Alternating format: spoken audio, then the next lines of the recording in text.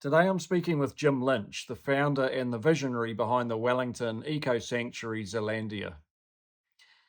As with any entrepreneur or visionary, their stories are normally one of many downs and kicks along the way, a few ups, but generally never giving in and dogged determination to get the result they're looking for. And Jim's story and the story of the founding of Zealandia is definitely one like that.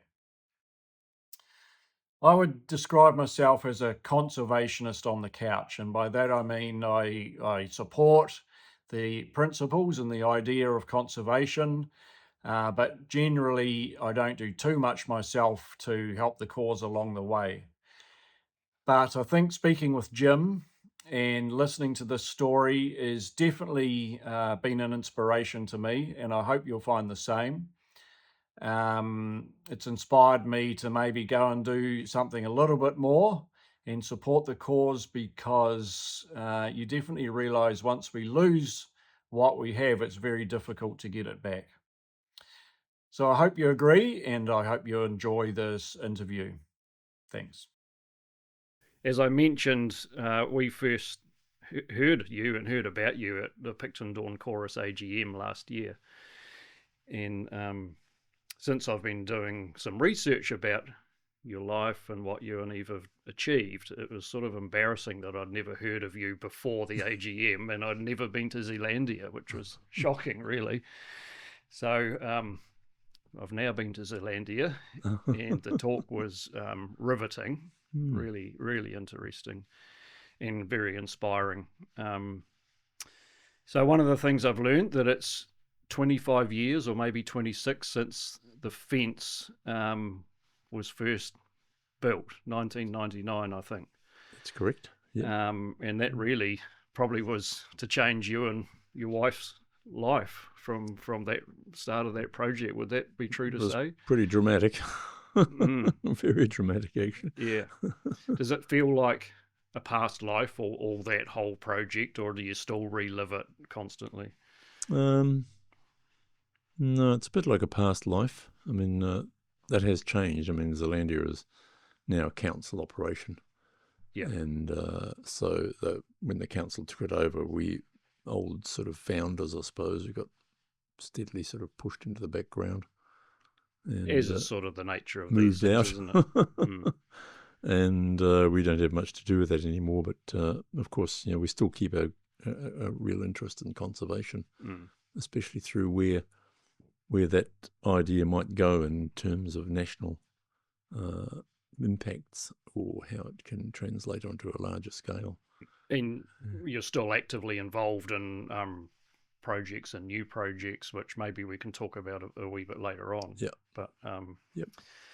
Something you wrote in 1991 in the Natural Wellington project, which we'll mention a bit later on, but you said we may not be able to bring back the giant rata and the remu, the huia, or the saddleback to Wellington, but we may just be able to lure back the bellbird and whitehead, the wood pigeon and the robin, and greatly increase the numbers of tui, moorpork and fantails. Pretty prescient, wasn't it? Well, yeah, but, I mentioned that I've just visited Zealandia a few months ago, and the saddleback bouncing around, and 25, 30 years ago, you had no idea that could be achieved. And this kaka and tui just swooping through all the valleys everywhere. I mean, it was pretty magnificent to go for the first time, I've got to say. No, I think we overachieved, actually, from the original vision. Yeah, so are you surprised at what you created? I suppose now a lot of time's gone by, but when it was finished, were you surprised at how much you managed to achieve? Sort of when you're in the middle of it, you get on a bit of a treadmill and you're moving from one job to the next. And the thing is, we had a very good team operating there, actually. Stephen Fuller and particularly Raymond Empson. Raymond was quite remarkable, really, and I just kept throwing challenges at them, and they kept meeting them, kept delivering. Yeah. And I suppose, can we do this? Can we do this? But once we had the idea of the fence in place, a whole lot of other things became possible. So in 1991, I hadn't really contemplated a fence. Yeah. Not in the natural Wellington thing. It was only later on that that idea sort of popped into the framework. And when that happened, that's when a whole lot of other things became possible. Yeah. So I suppose talking about the people, I mean, there's always one person that gets all the glory, but there's these amazing people behind that actually, make a yeah, and they lot get of it forgotten happen, actually, and that's one of the reasons why I wrote up the Zealandia book, was to make sure that everybody's contribution was thoroughly recorded, because they get lost in the mists of time. Yeah. And one or two might, like myself, might get some of the kudos, but it's the backup crew which tend to sort of fade into anonymity. Yeah, that's right. Yeah, but it must be a really nice thing in your life to do something that big, and not just for yourselves, but for the city or even for the country. I mean, and for future generations too. And for future generations. Yeah. And I think you're right. Not many people get to achieve their wildest dreams in their lifetime, but you have, and your wife. I mean, that's pretty amazing, isn't it? The only thing is that you never really achieve them. Right. One of the issues, I suppose, of being a visionary is your vision never quite comes to fruition. Yeah. Zealandia, for instance, I think is far too heavily weighted towards tourism, and so there's a lot of disappointments there. Does it need to be like that to keep it self-sustaining? Part of the bargain when we handed it over to the council was that they would finish the restoration job, which meant getting rid of the pine trees and trying to get rid of mice and bringing other species back which we hadn't actually attacked, and all of that's gone pretty much on hold. Right. And so the energy and enthusiasm and entrepreneurship which characterised the organisation up till that transition has sort of faded into a bit of a bureaucracy that just sort of goes through the motions, really. So there is that, and the other thing is there were missed opportunities along the way, which we'd probably talk about, which sort of are disappointments, I suppose. And yeah, so I suppose you achieve a big chunk, but you always think, well, we could have done a whole lot more. Yeah. And why did it need to be so hard? Is some of the things I keep looking at. It really was a very difficult process, which and it didn't need to be. When you start some of these things like this, you get a lot of detractors and people who throw roadblocks in the way and make it more hard than it should do. Yeah. So those sort of things take the sting out of it, I suppose, or take the... Yeah, and it's easy for someone like me and others to look and say, well, look at what you've achieved, but we don't actually see just the stumbling blocks and the roadblocks every day that, you had to deal with. Well, it was and really the pain tough, yeah. And not only tough on me, I mean, the tough on the staff at the time. An awful lot of people parked their lives almost to achieve that, and a lot of those people have been pretty much sidelined now, and but I mean, we have created a wonderful legacy for the city. Yeah, and it may be as good as it gets. It's still wonderful. Yeah, it's still wonderful, and it's a lot more than even if most it's as good have, as it gets. It's still wonderful. That's right, and it's a unique attraction. Yeah. I think talking about things being taken over by bureaucracy a wee bit, I think maybe these things need a visionary. If you're going to keep advancing them, they need someone who's a visionary to be still driving it. And if there isn't that one person, they probably just stagnate a wee bit. Yeah, and the thing about something like Zealandia, it could never have been started by a council or a government department. It just wouldn't have had the pizzazz and the imagination or the drive or the energy or the commitment to actually do that. None of these big things. No, the bureaucracy by their very nature are risk averse. Yeah. Whereas to start something like that, you need to throw risk out the window. And exactly. Get stuck into it. And when I look back, I think some of the things we did were quite outrageous, really. sort of, but when you're in it, you know that it will work, because in our business in particular, we're used to sort of assessing risks and raising big projects and doing stuff, and you get into a process whereby you can analyze these things and say, well, I always thought that I had a very good sense of what was doable, and that sort of served us quite well, I think. And that was it was frustrating because a lot of other people couldn't see that these things were doable. That's the nature of Visionaries. Yeah. No one else can see what you can see. No one else is as mad as you. Well, I say it's mad, but really what it is a very cold process of assessing risks and benefits and costs and schedules and timetables and things like this. So it's it might sound mad, but in actual fact, it's a very rational process, and one which is really repeatable. It takes a lot of guts and bravery to get it done.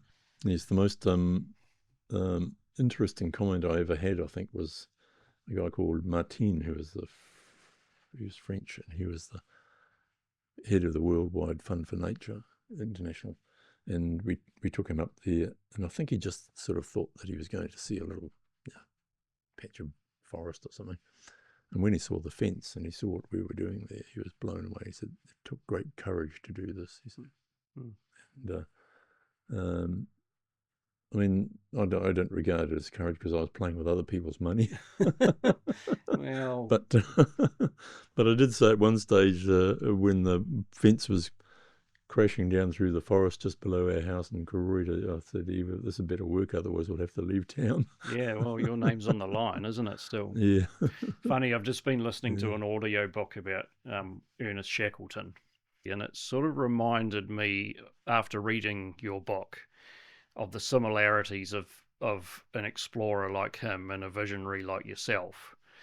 Someone who can see the goal at the end and just single-mindedly drives towards it, no matter, everyone else is saying it can't be done. There's so many roadblocks, but you keep going. And, there's some similarities there for sure.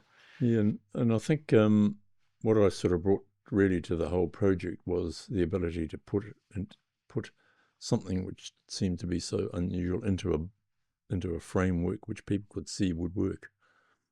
And that was our planning background, really. And the initial documents that we produced were very, I look back at them, I think, well, these are pretty darn good, actually. Because they were a mixture of selling the idea, but selling it in a way which was very believable. Yeah, absolutely. And credible. And very simple. Credible, I mean, simple, I've read the Natural Wellington and the proposal for the sanctuary, and if they were written today, they would be full of shit, to be 100 pages long, right. And you couldn't understand it, but they're very simple and readable and quite, very interesting to read, which I noted was... Backing up those, though, very quickly we had, for instance, there was a 1-inch thick feasibility study, which had everything in it. So the top documents, which were the selling documents, were well put together and, as you say, simple, but backing it was a whole lot of thought and very rigorous planning and looking at every possible aspect, and it worked really well. Apart from people not fessing up with enough money. It's always the way, I'm sure. Can we go back before all this and before your business career? I just would like to talk briefly about your cartooning career. Sort of sits on the side a wee bit, but it's interesting nonetheless. So this was back in the mid-80s. Yep. And as you mentioned, it was a pretty amazing period in New Zealand's history. It was remarkable, yeah. What'd you say? There was the decline of the Muldoon government, the rise of the Longy government, Think Big, the Springbok tour, ANZUS, all the union issues, the Rainbow Warrior bombing, GST introduction, the nuclear-free debate, and the whole Rogernomics thing. and then you get to draw cartoons about it all. I mean, it's gold. It's probably a bit similar to today's environment. It was massive fun. Yeah. So just very briefly, can you say a little bit about how you got into that and what inspired you to, draw particular cartoons? Well, I was always very good at drawing. When I was very young, I had a whole pile of childhood diseases and just about wiped me out. I gather I was close to not making it. I think I had whooping cough, measles, and mumps at the same time. Wow. And I sort of had this vague memory of people sort of staring over my cot, looking worried and feeling terrible. And after that, I was quite sickly for a long time. And that's where my eyes were damaged, really. Mm. And to keep me amused, my parents would bring all these. We were rebuilding a house at the time, and he had these leftover bits of hardboard, and I started drawing on them with chalk and endless drawing. And after that, I just carried on drawing, and I just seemed to have a knack for it.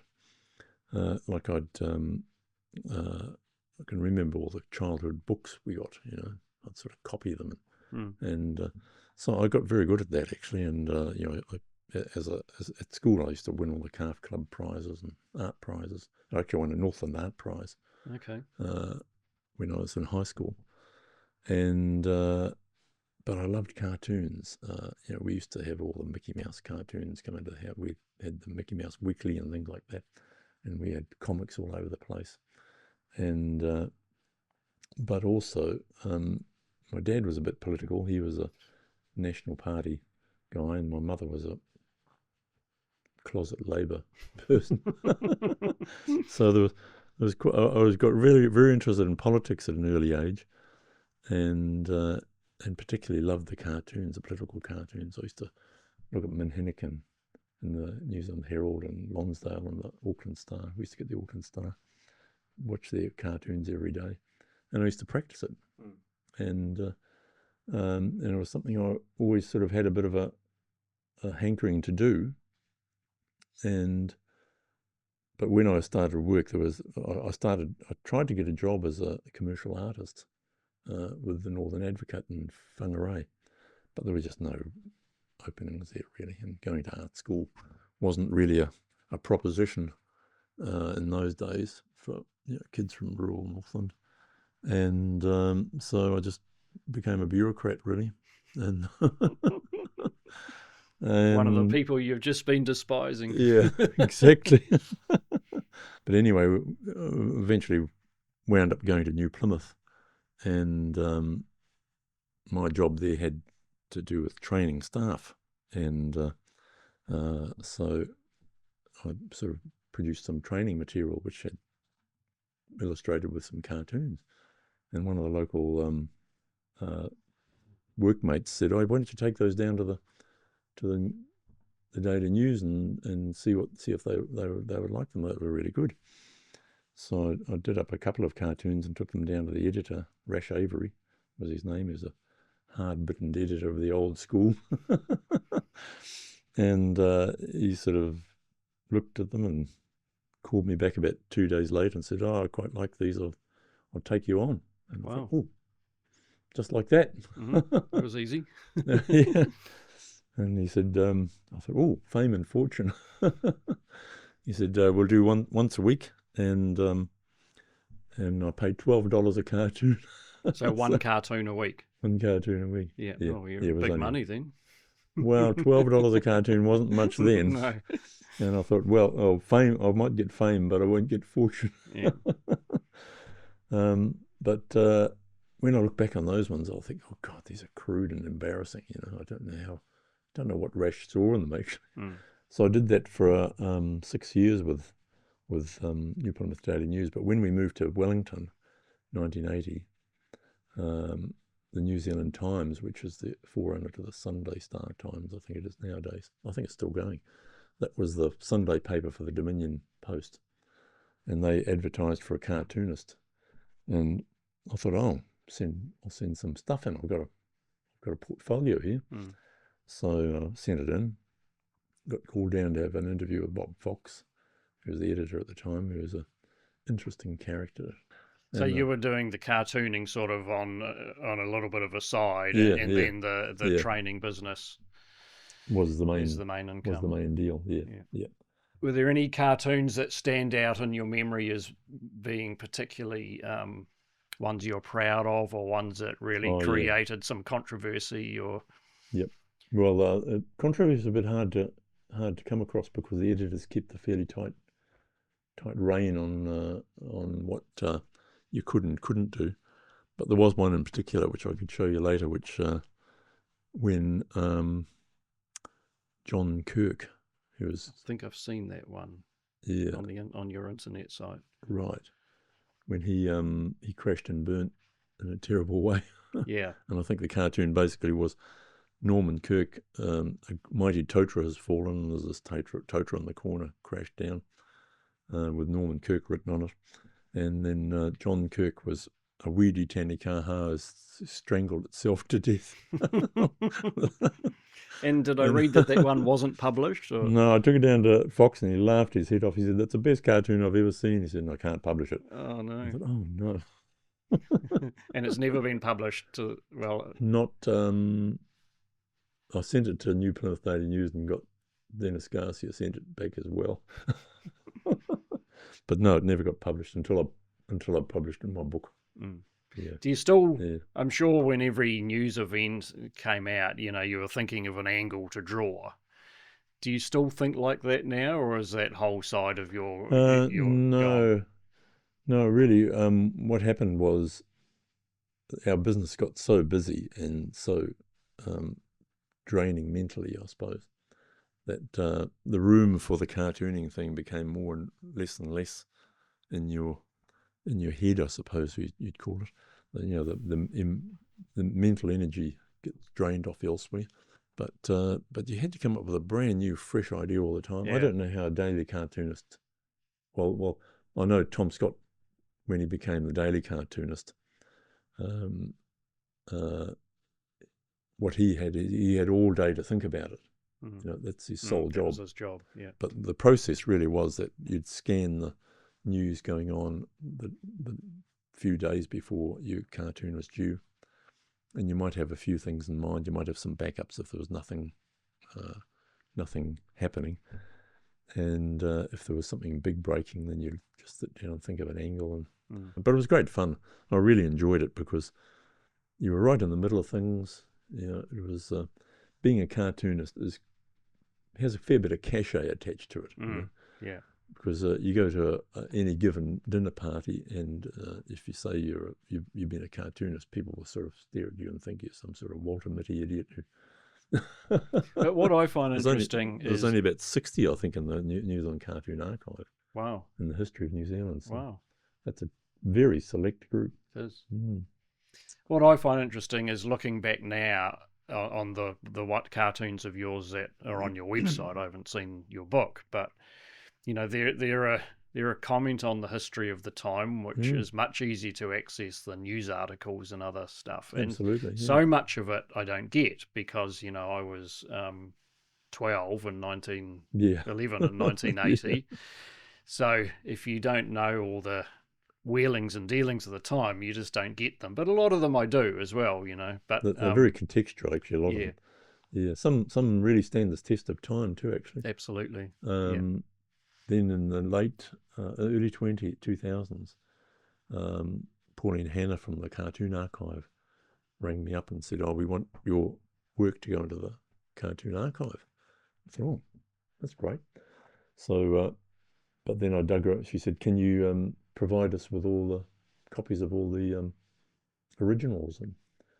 And anyway, I dug around. I thought, "Holy smoke, how am I going to do that?" There's about 500 of them. And I've got some originals, and some of them have got moth-eaten. They're all in different formats, and none of them are digitized. And so it was a huge job to actually rationalize the whole lot, get the catalogue. Half of them I didn't even know when they'd been published. That was a big job. Even I spent months and months and months on that. We found every cartoon.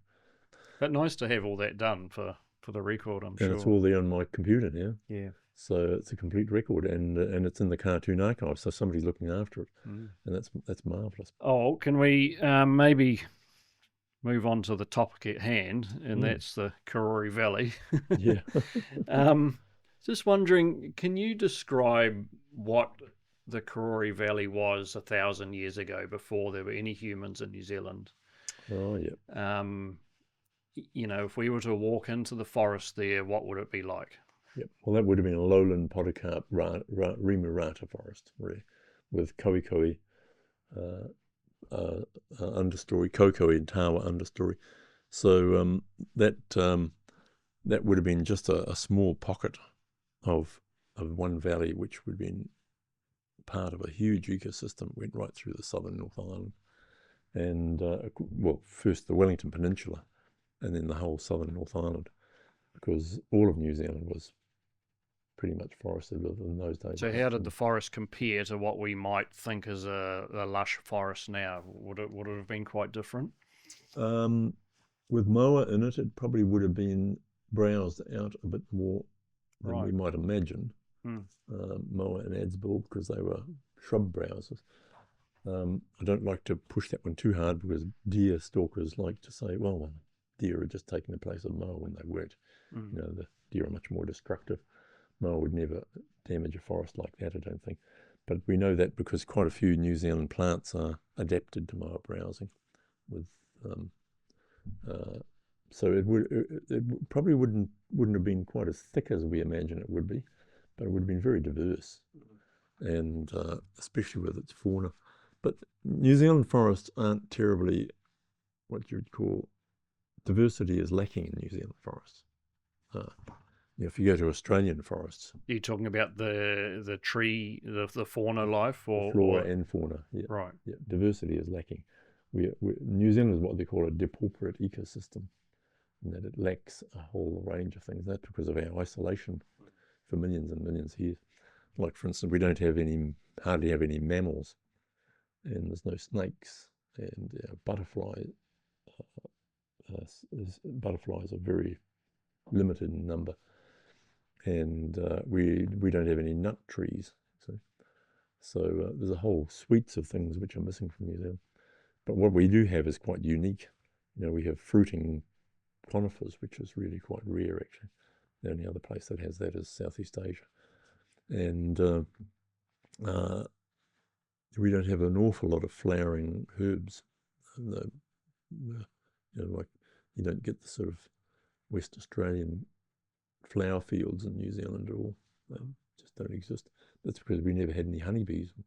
Right. All of our pollinators were birds and bats. Oh, there were no bees here, and did they came with the Europeans? Yeah, they're Europeans. I didn't know that. Yeah, we have little native wasps, and right. But generally they're pretty tiny, and so our ecosystem is it's unique, but it's not what you call diverse, and so that the Karori forest, but would have been a very tall forest though. It would have had trees that were 50, 60 metres high. Yeah. Big rimu and massive rata trees. And that would have, when the moa were killed off by Maori, that would have thickened up a lot. It would have been very dense, junglified. And because we lost quite a few species even before European arrival.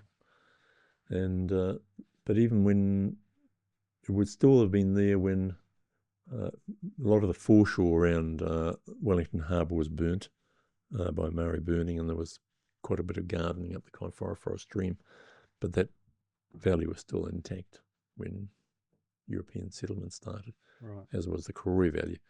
And people in the Karori Valley talked about the huge matai trees and the big rimu and rata trees.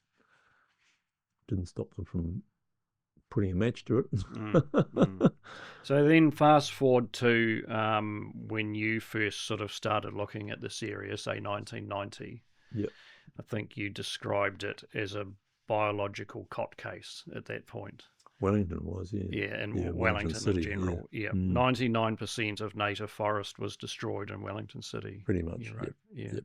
That's quite a robust figure. In fact, 99.7, I think it is. Wow. 7 hectares in Otari survived the Blitz. And that was obviously due to colonisation. But one thing I didn't realise is not just European colonisation, but the Māori caused huge damage just surviving themselves. Yep. 30%, is this correct? 30% of New Zealand forest burned during Māori times. That would be right. Yeah, about 65% was left when Europeans arrived. Yeah, that's amazing. Yeah. And that was just for land clearing for growing crops. Yeah, probably a lot of accidental burning too. Probably most of that was on the east coast where it was drying out. Yeah. So a lot of that forest would have been drying out anyway, and might have been fire prone. But there's probably no doubt from the geological record that was accelerated by Maori burning. And nobody quite knows why or how, because obviously there's no records of it, but there could have been some of it because they were trying to induce bracken fern so that they could extract harvest the fern root. Not quite sure why they would do that, because it's pretty horrible stuff. They used to make a thing called poi, which was starchy. They have a lot of starch in the fern root, bracken root. But the scale of the burning is quite massive. Yeah. So quite significant parts of Northland, large areas around Hawke's Bay, the large area in the Wairarapa, all around Wanganui, the coastal areas around Wanganui were all burnt off. Parts of Wellington Harbour were burnt off. Cook described the Black Hills around Wellington Harbour when he poked his nose in. And large areas around the east coast of the South Island too, all the way down to Southland. And then there's the extinctions, obviously the moa, and the ads bill, and they bought the Polynesian rat, which I didn't realise until I read this. So there was a lot of damage done pre-European. Yep, quite a lot. Yeah. And then obviously the European just hurried it along massively. Yep, accelerated it quite fast. So what would have been the state of the of Wellington City when you say a biological cot case? Well, all the forest had been burnt off. Some of it was sort of re-establishing in gullies and bits and pieces around the outer town belt and the inner town belt. They also planted a lot of plantations, pine forests around the inner town belt. A lot of weeds were coming in, like sycamore and old man's beard. They were sort of rampant all through there. So there was stuff starting to regrow. And when we did the Wellington survey, the Natural Wellington survey, it was quite interesting because I imagined that we would find stuff out in the peninsula that would, there'd be some tracts of forest out there that would be worth having a look at. Well, there wasn't any of them at all. There was about 4 little patches of one up by the radio masts at Macra, Warren's Bush out at the end of the Macra Road, Takapū. There was about four little patches of remnant forest, and most of that was second growth, regrowth. And then there was a little swathe along the outer town belt which ran from those days from about Brooklyn through to Johnsonville Park. It was about 1,200 hectares, and but most of that was gorse and pine trees. And was there any public push or pressure conservation-wise? I know it was probably starting in the 90s, but if you take the decades before, 50s, 60s, 70s, 80s, was it just something that just wasn't really on people's radar? Take as much from the environment as we can and no thought that there might be an end? Or well, in Wellington City there was no thought at all. I mean, Otari was I always thought it was quite ironic that Otari was the jewel in Wellington's crown because they touted it as a native plant museum. Oh, that's funny. It is. Wow. Well, it's Joni Mitchell, isn't it? Yeah. Pave paradise and put up a parking lot. Yeah. Put all the trees and take all the trees and put them in a tree museum. So I always found that quite ironic in a black comedy sort of way. But no, when I started in Natural Wellington, Colin Ryder, who was he wanted he was the branch president at the time. He wanted a plan for the city, and he said, I said, well, what do we do in Wellington? He said, we don't do anything in Wellington. There's nothing in Wellington. We work on Manor Island and It wasn't Island even viewed as something that could be rebuilt. Not even by the locals, but not even by the local people. I said, well, hang on, when I drive around, I see little bits of bush. And so I said that, well, if you're going to start a planning process, the first thing you do is a survey to find out what you've got. And then if you're working an asset management process, which is what really we were doing, then you look at what you've got, you look at what you can bring back or recreate, and how you can look after what you've got there. And so to me, as a planner, it was a pretty logical sort of process, really. And Colin went along with that. That was fine. So we set up this inventory, and we found 35 sites which seemed to have some value. And right in the middle of them was Koori Reservoir, which looked pretty scruffy, I have to say, when I first saw it. I thought, this is disappointing. It's such a nice big location of a nice valley. It sort of had potential, but there was so much pine trees in it. There's 20% pine trees, and probably about 2/3 of it was only regenerating regeneration just out of gorse. So it was, and there was still quite a bit of gorse at the south end. So it wasn't looking terribly good at the time. The only really good bit was on the western side and at the bottom end on that big slope there.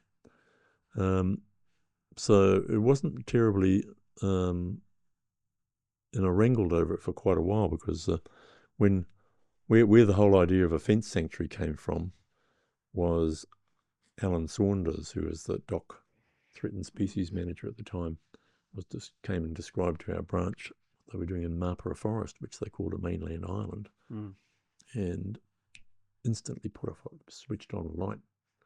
I thought, mainland island, wow. What a great idea, what a great concept, because island management was all the rage at the time.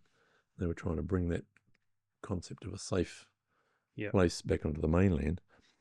And I thought, well, But there wasn't a thought of having a fence as part of the mainland island. No. It was like a designated area. Yep, which they used massive amounts of trapping and poison to hold back the hordes.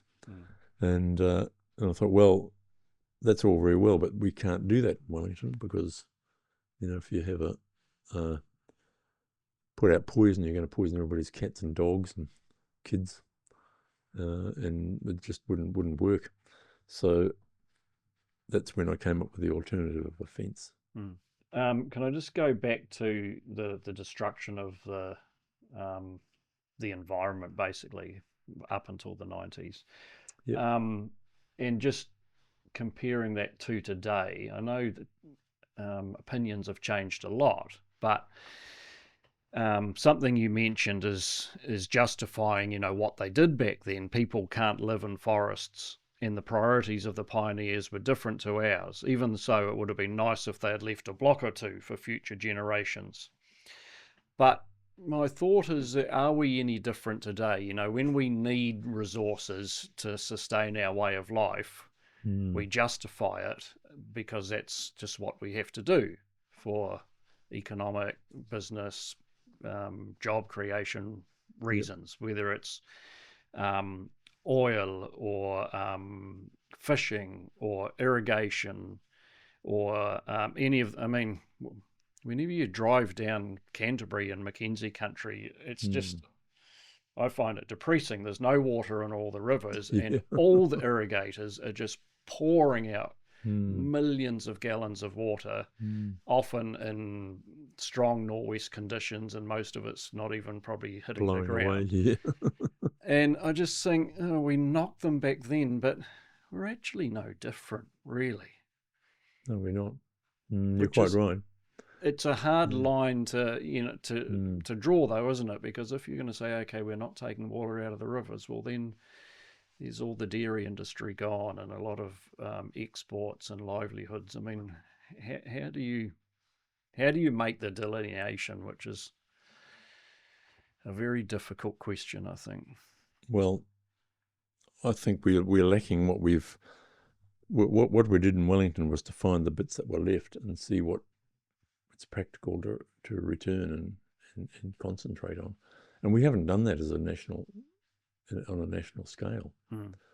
There's never been a big national survey saying this is what our natural assets are, and this is how we should manage them.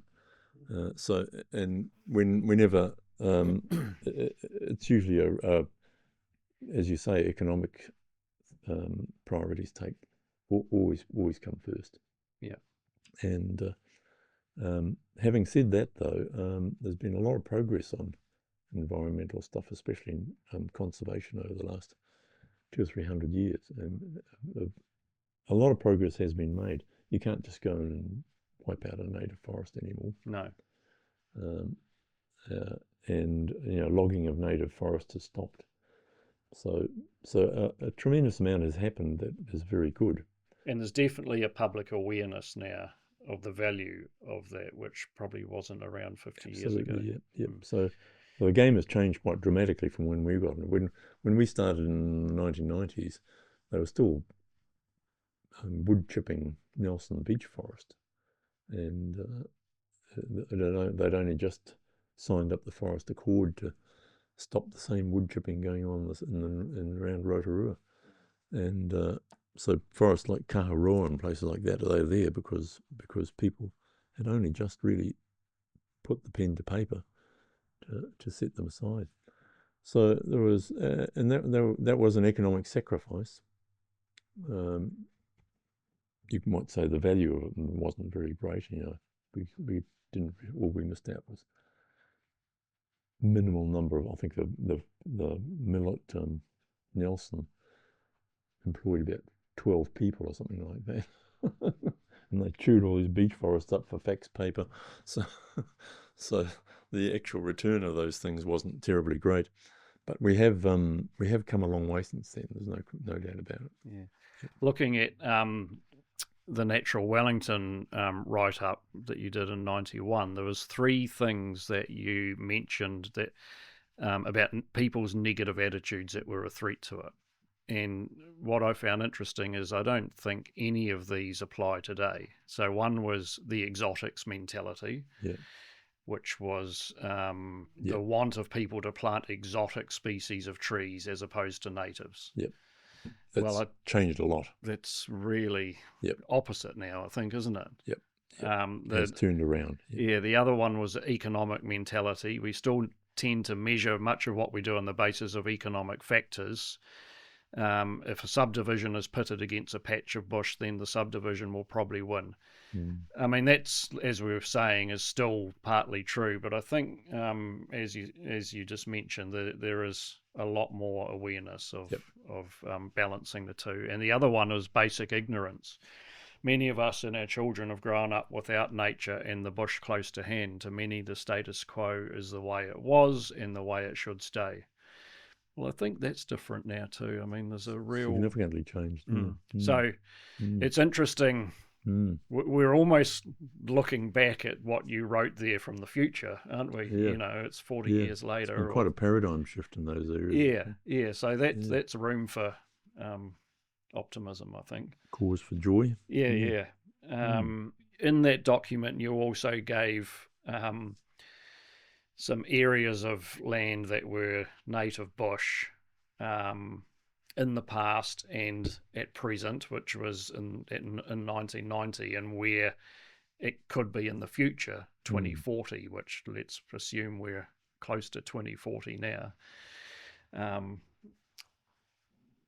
Are we close to what you had? I don't know if you can remember what you put, but you had coastal and lowland broadleaf forests. Oh, in Wellington, it's actually all of those all of those indicators have been exceeded dramatically. So in 1990 it was 120 hectares, and you had wished for over 1,000.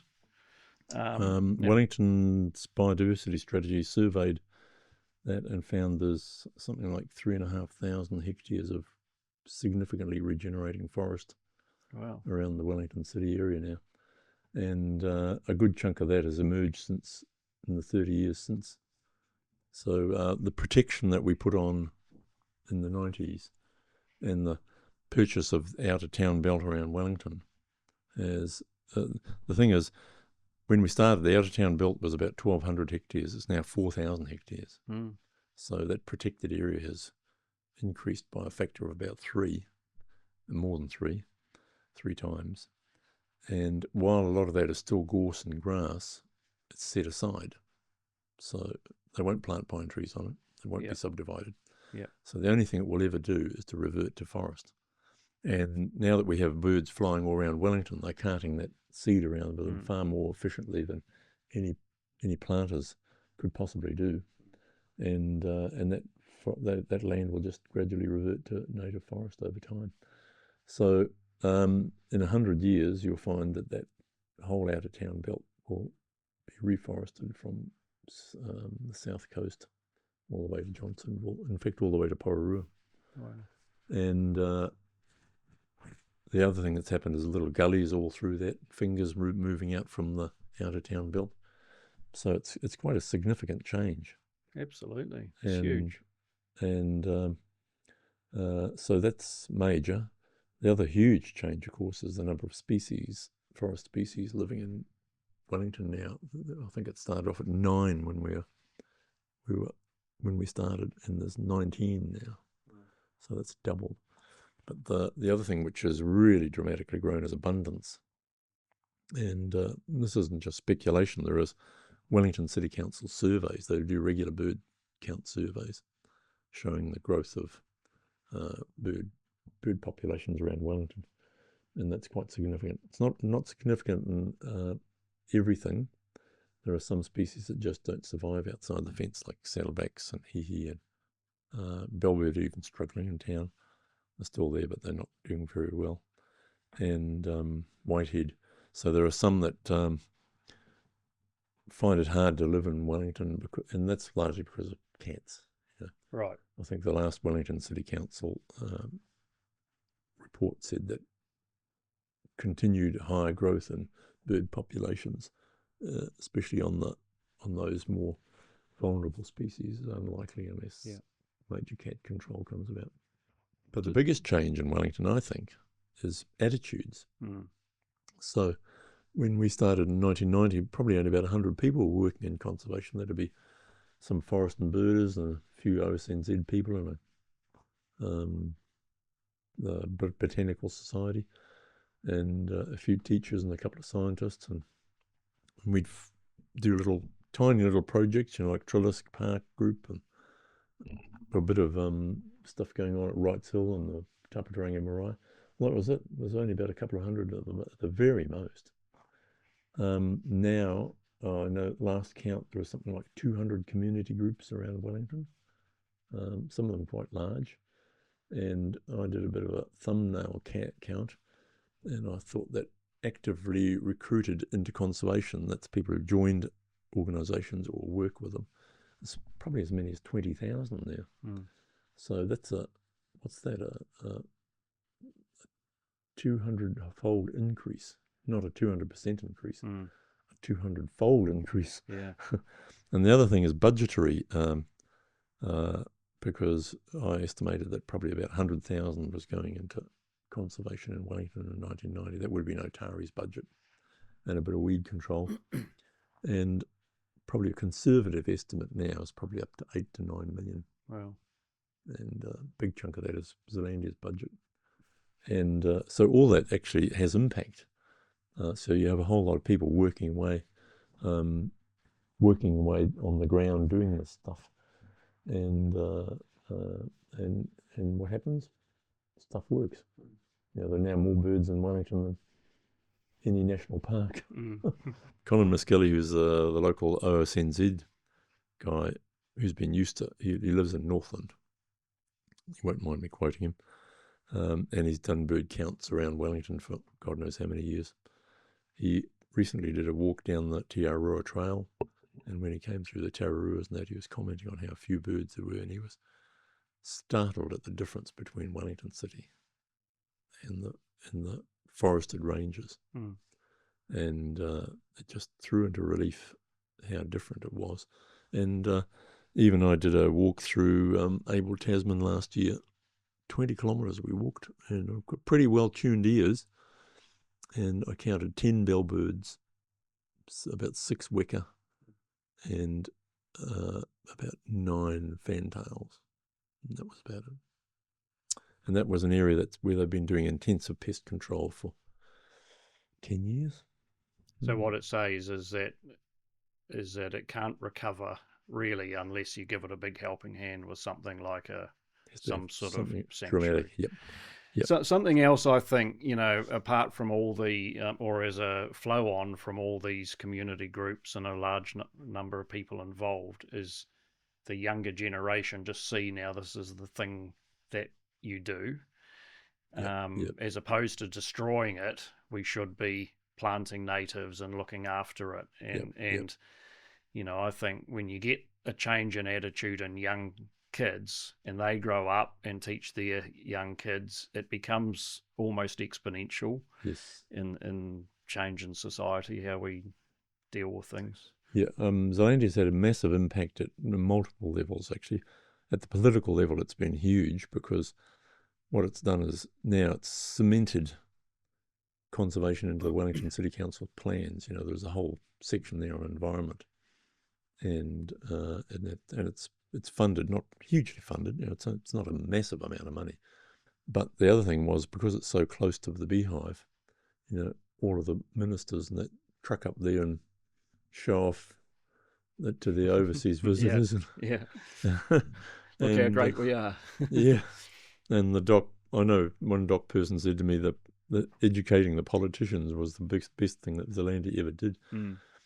So that had that effect. So it had effect on the politicians, both national and local. But then probably about 3 million visitors have gone through there at the moment too. So a huge number of people have gone through there and go back home and said, what can I do in my place? And the other one is 250,000 school children have gone through that program now. So, I mean, it's just a huge impact at every level, really.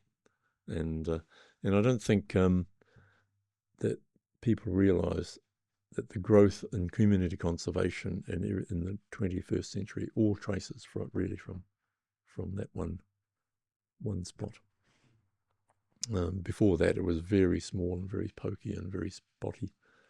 And so straight after Zealandia was built, or even before it was built, we had other community sanctuaries popping up around the country. And there's about 30 fenced areas now.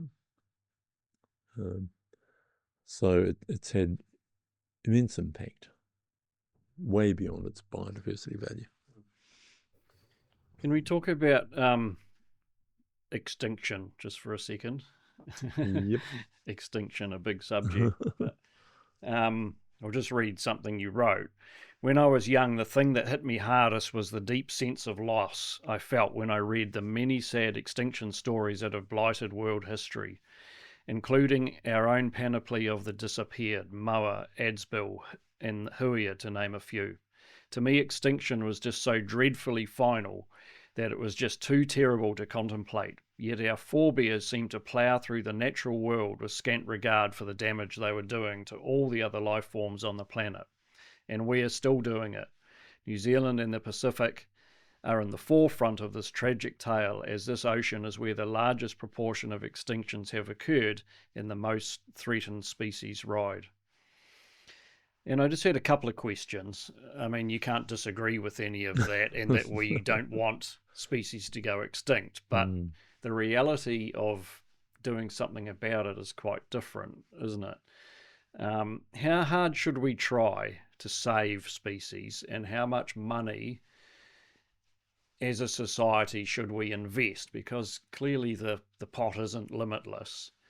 And are some species more important than others? Is it just the ones that are in, that we see flying around, or is it the little snails and frogs as well? How do we decide how to manage this? A pretty good question. Obviously the more visible, charismatic species tend to get priority. But I think the only way to manage loss of extinction is to preserve ecosystems, intact ecosystems, and rather than deal with a species as an individual. Yeah, which is what DOC have been trying to do. They have a threatened species list, and they sort of have recovery plans for species and things like this. And that, for a long time, they've sort of wanted to have a crack at changing the game in that respect, but they really don't quite know how to do it. But really, that's the only way to do it, is to preserve intact ecosystems.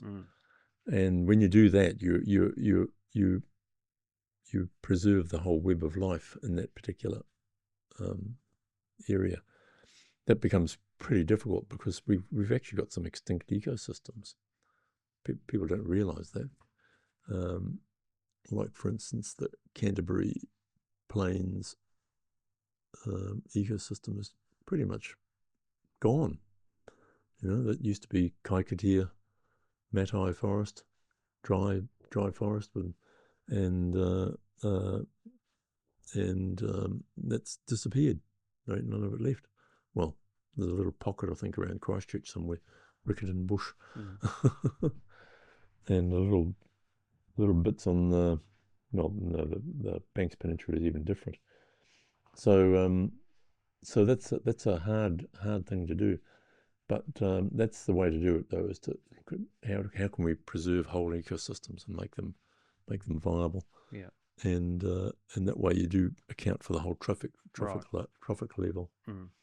And then the other question I had about it, and when you watch some of David Attenborough's films, he's always talking about biodiversity, and how important the whole range of it is. Is there a point that if you lose enough species, and all these are reliant on each other for the food chain, if you lose enough species, does the whole biodiversity start to collapse? Is that a thing, or? Well, it changes quite dramatically, I think. You probably need to ask an ecologist and a scientist that question rather than a layperson like me. But my impression is that in some places ecosystems are very resilient. Like if humans walked out of Europe tomorrow, then Europe would go back to something not that different to what it was 7,000 or 10,000 years ago. Given enough time. Yeah, the cattle would turn back into aurochs, and wolves would return, and bears would return. You only have to look at places like Chernobyl to see, what comes back. Quite remarkably resilient. A few decades. Yeah, and obviously there'd be missing elements because of extinctions, and you don't know what effects they. And obviously climate would be a different thing too. But so some of those ecosystems are quite remarkably robust, and African ecosystems are very, very strong. Southeast Asia too, and that's where most of the weeds come from. So, but others are very fragile and they're usually the more isolated ones. And that's why the Pacific is such a hot case. Yeah, because it's full of these little islands. And it's well known that island ecosystems are very, very, very subject to disruption, easily subjected to disruption. And so it's a bit of a some like, for instance, some of the tropical systems, we know that they come back very quickly. Like big chunks of the Amazon apparently were cut down way before Europeans arrived on the continent. Right. And large swathes all down the Amazon River was deforested. And yet, apparently people going through there now wouldn't have a clue. It's just thick forest. So Atlantic rainforests on Brazil thought to recover their structure as quickly as 80 years. Whereas if you try to recover a New Zealand Rata-Rimu forest, you're talking about a cycle of about 1,000, 1,500 years. So, highly variable. And but generally, I think if you take too many critical elements out of an ecosystem, it's very difficult to recover them. Yeah. It was funny, a few years ago, my daughter and I watched, I forget the name of it, one of David Attenborough's films about very biodiverse ecosystems and how we're completely destroying them, but how resilient they are. And when and if people ever get wiped out, they will come back. And it was quite funny because, you watch the whole movie and it's actually pretty depressing. And we were both, she's in her mid-20s, we were both feeling quite depressed, but sort of the last part of the film was positive because it was saying when humans aren't around, give it 10,000 years, it's all going to be back. And we came away thinking, the planet isn't buggered, it's just us. Once we're gone, it's all going to be okay. We're a scab on Mother Earth. Well, we are. Some interesting rewilding projects going on in Europe, actually. I follow them quite closely because I find them so fascinating. And they're doing things like bison, for instance. European bison was shot out of their thing by the Germans in World War One. The last natural herd was killed off, and they picked up 40 or 50 of them from various zoos around Europe. And now there's 8,000 bisons. Bison, and they're increasing their numbers by about 100 to 2,000 every year. And they're now looking all around the place for places to put these things. And rewilding projects in Europe are quite substantial. There's something like 60 million hectares of land has been abandoned in Europe from farming. Big areas of northern Spain and Romania and parts of Italy, and a lot of that's reverting to forest or coming up for rewilding programs. So the scale of that just dwarfs anything that we're doing by a substantial amount. So it's quite encouraging, really, in some way. Yeah, it is. But overall, the trend is not good. Yeah. Back to Zealandia, you mentioned discovering the reservoir or the valley in 1990. The big thing that allowed it to be used was the announcement of the retirement of the reservoir for a water source. That must have been pretty exciting for you. It was a sort of a now or never moment. And because I toyed around with whether that was actually the right place or whether Otari was the right place to do it. And but Otari didn't look like it was very good for fencing, and it wasn't big, and it wasn't as big either. So because the scruffiness of the habitat in there really always worried me, and still does actually.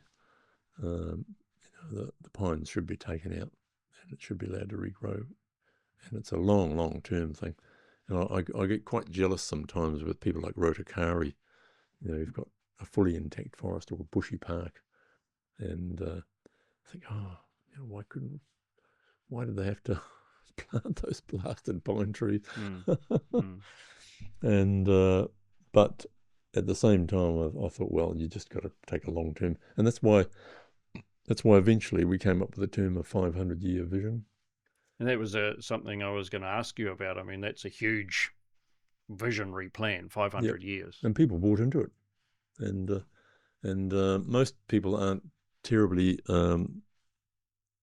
worried about the fact that it is a regenerating forest. I think they realise that that's the case. The only thing is I wish the council would get off their butts and bite the bullet and get the pine trees out of there, because it's just delaying things, and at some stage they're going to start falling over and creating a hell of a mess. So a big storm that goes through there would wipe them out. So it was a very, going back to that, it was a very much a now or never moment. So you then had to come up well, you probably had a plan in your mind, or a strategy and a way forward, but then you had to sell that to the council and funders and everybody. Regional council, yep. And that's where that little proposal was so valuable.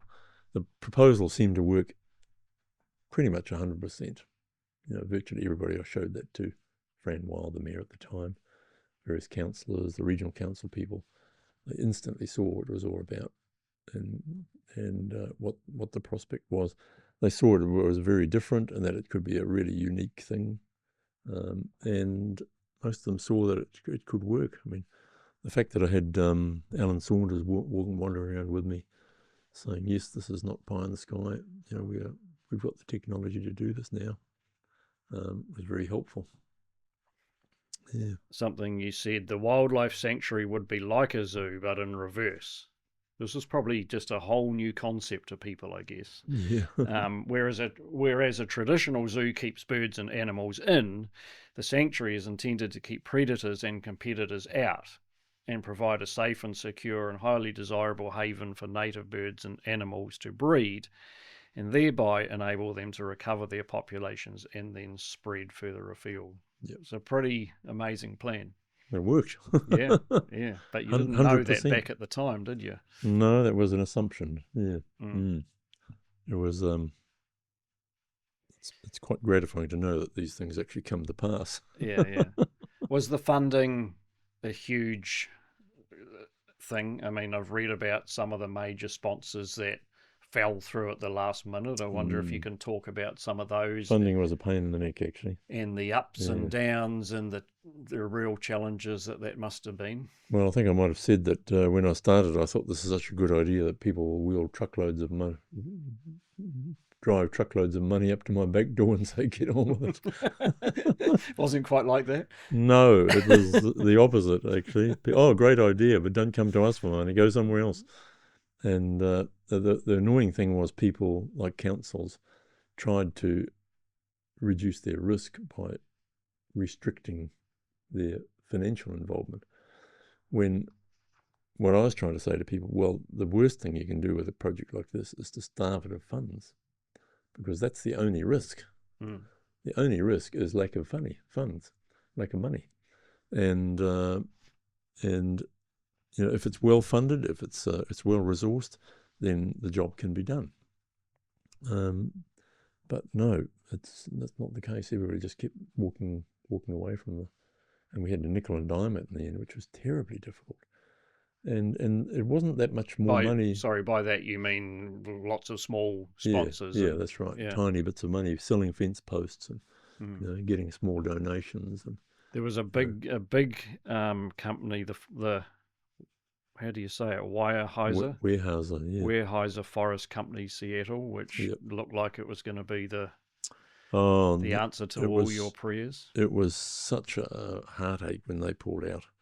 I mean, it was a bit of a shame that it had to be an overseas company, but they were really interested and they were going to. And what was their interest in the whole venture? They were bidding for the New Zealand Forest Corp. Forest Corp was being sold, and so they were interested in buying Forest Corp and establishing a physical business presence in New Zealand.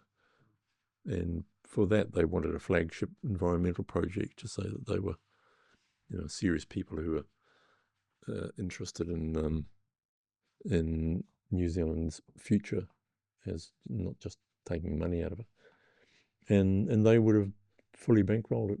And not only that, though, we would have had access to their science, because they were doing wonderful stuff in America on catchment management, total catchment management, which I really thought was just such a great way of handling this sort of stuff.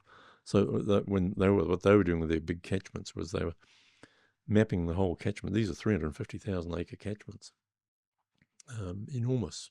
They were watersheds, really. They call it watershed management. And they did for these watersheds what we'd done with Natural Wellington. They'd survey the whole thing, and then they'd maximise the whole thing for because they were cutting native forests over there. They weren't cutting plantation forests; they were native forests, and they would maximise these forests for both for optimised production, but also optimised biodiversity. And it was a very good system. I was really impressed. And we would have had access to all of that science and all of that massive resources. You know, things like being able to GIS map the whole thing, and data loggers for recording wildlife, and so we missed out on all that. So when that fell through, that must have been a bit of a big gut punch, actually. Yeah. I thought, well, are we ever going to get this done? And then there was the gaming revenue. That yeah, sounds like there was selling yourself to the devil. Yeah, but you did that in the end. Well, we agreed to. Michael, our chairman, sort of strong-armed us into agreeing to that, really. But we were getting desperate by then. And was it the right thing to do? Well, the thing is, we were a bit set up by the council because Mark Blumsky, the mayor, had sent us to told us to strike a deal with these people. So we would have either had to walk away from council advice or come to an arrangement. And it would have been pretty lucrative. We would have been getting 1% of all gaming revenues for the next, until as long as the business existed. So it was a golden goose, no doubt about that. But then the council turned around and opposed the casino. Right. So we were well and truly dropped in there by the council. They said, yes, go ahead with these people, and then they turned around and chopped the legs out from under the casino people.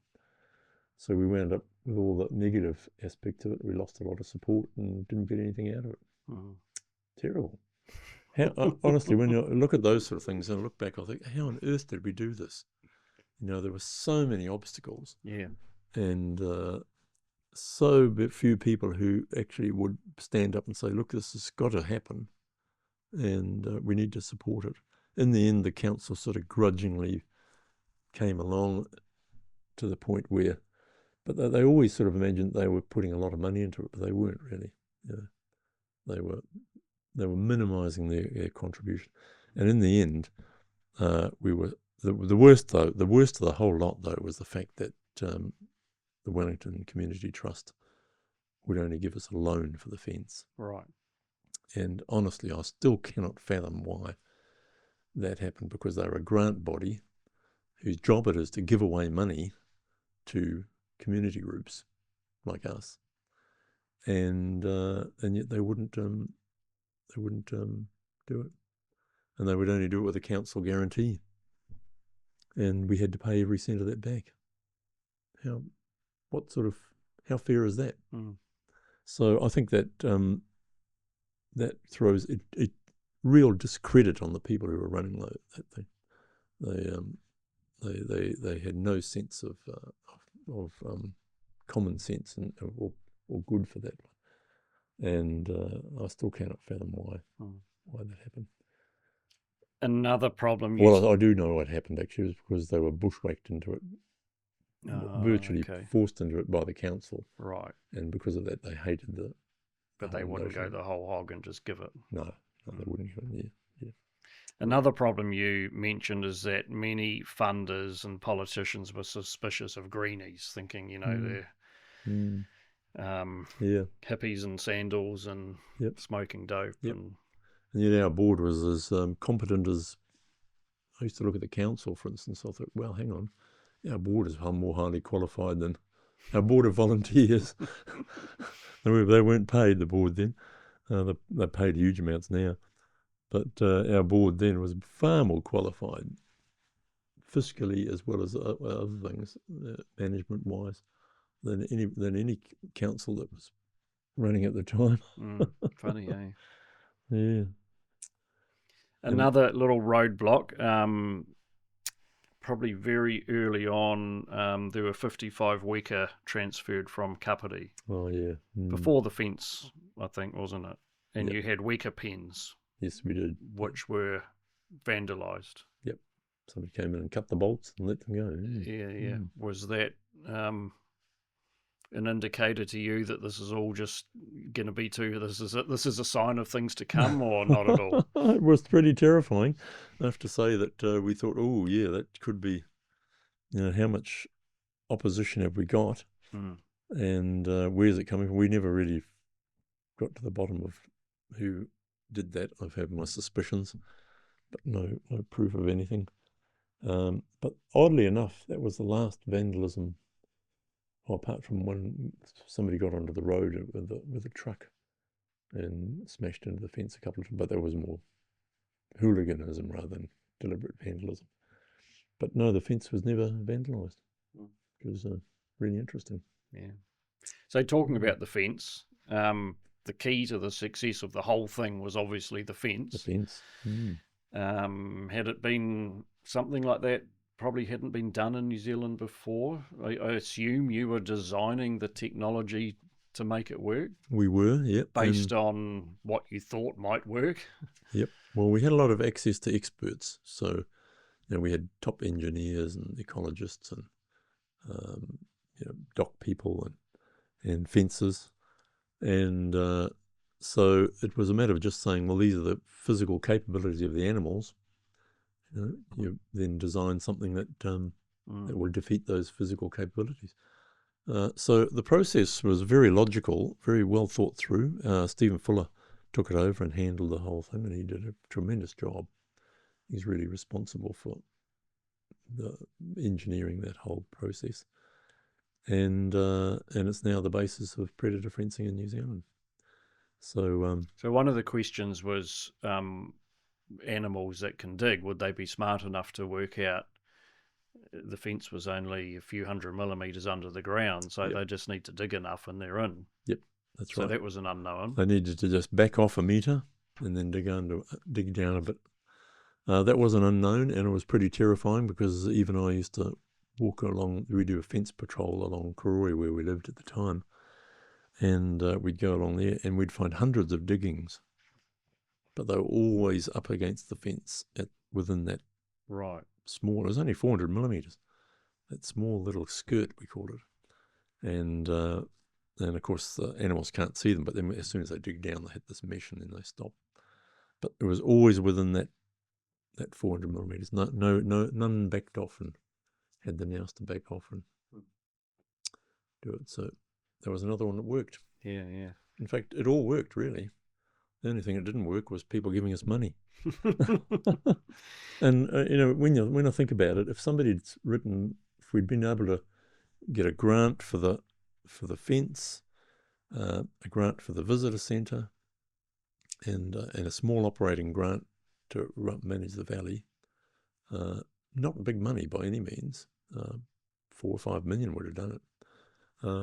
We would have had that whole thing built in half the time and been way ahead of the pack and self-sufficient and earning money within 5 or 10 years. It would have been a breeze. But because so many roadblocks were put in our path, eventually the trust folded. Really we were strangled to death. And that's when we had to sign it across to the council in 2015. We were virtually blackmailed. Right. And I think by that time they realised that, there was a real problem because we did open the visitor centre on the, again, perfect lack of timing, on the eve of the global financial crisis, and all of the visitor projections disappeared out the window. But rather than saying, well, this is an unusual situation, and we just got to wait it out, the council got angry about the whole thing and turned on us, really. And we had to sort of then work our way through that. There was quite a crisis there for a while. But eventually, it just got too hard, really. And I think council had the ability to put people onto the board, and the people they put on the board were dead keen that we become a CCO. That was their brief, was to put this community trust nonsense to bed and turn it into a council thing, which they did, succeeded. So, I mean, you sound a wee bit bitter about it. Is it? Philosophically resigned to it, I suppose. Yeah. I guess when it's almost like handing over a child to not quite, but you put so much effort and Mm. your heart and soul into it for so many years, and then have to hand it over to an entity that may not manage it in the way you would like to see No, it. that's right. Was that Yeah. the issue? Pretty much, yeah. And nowadays, it seems like the conservation part of it is taking really, well and truly, the back burner, and the tourism part seems to be the priority. But it still works. Yeah, it still works. Did you feel like I've just got some questions about the eradication project and then the introduction of new species, and it sort of feels like you're almost put in a position where you get to play God. You get to decide what to eradicate, hopefully everything, but in the end it wasn't quite. And then what species to introduce, and are they local species, or all these questions? Yep. It's quite a big position to be put in, isn't it? Yeah, I mean, that's the whole game, though.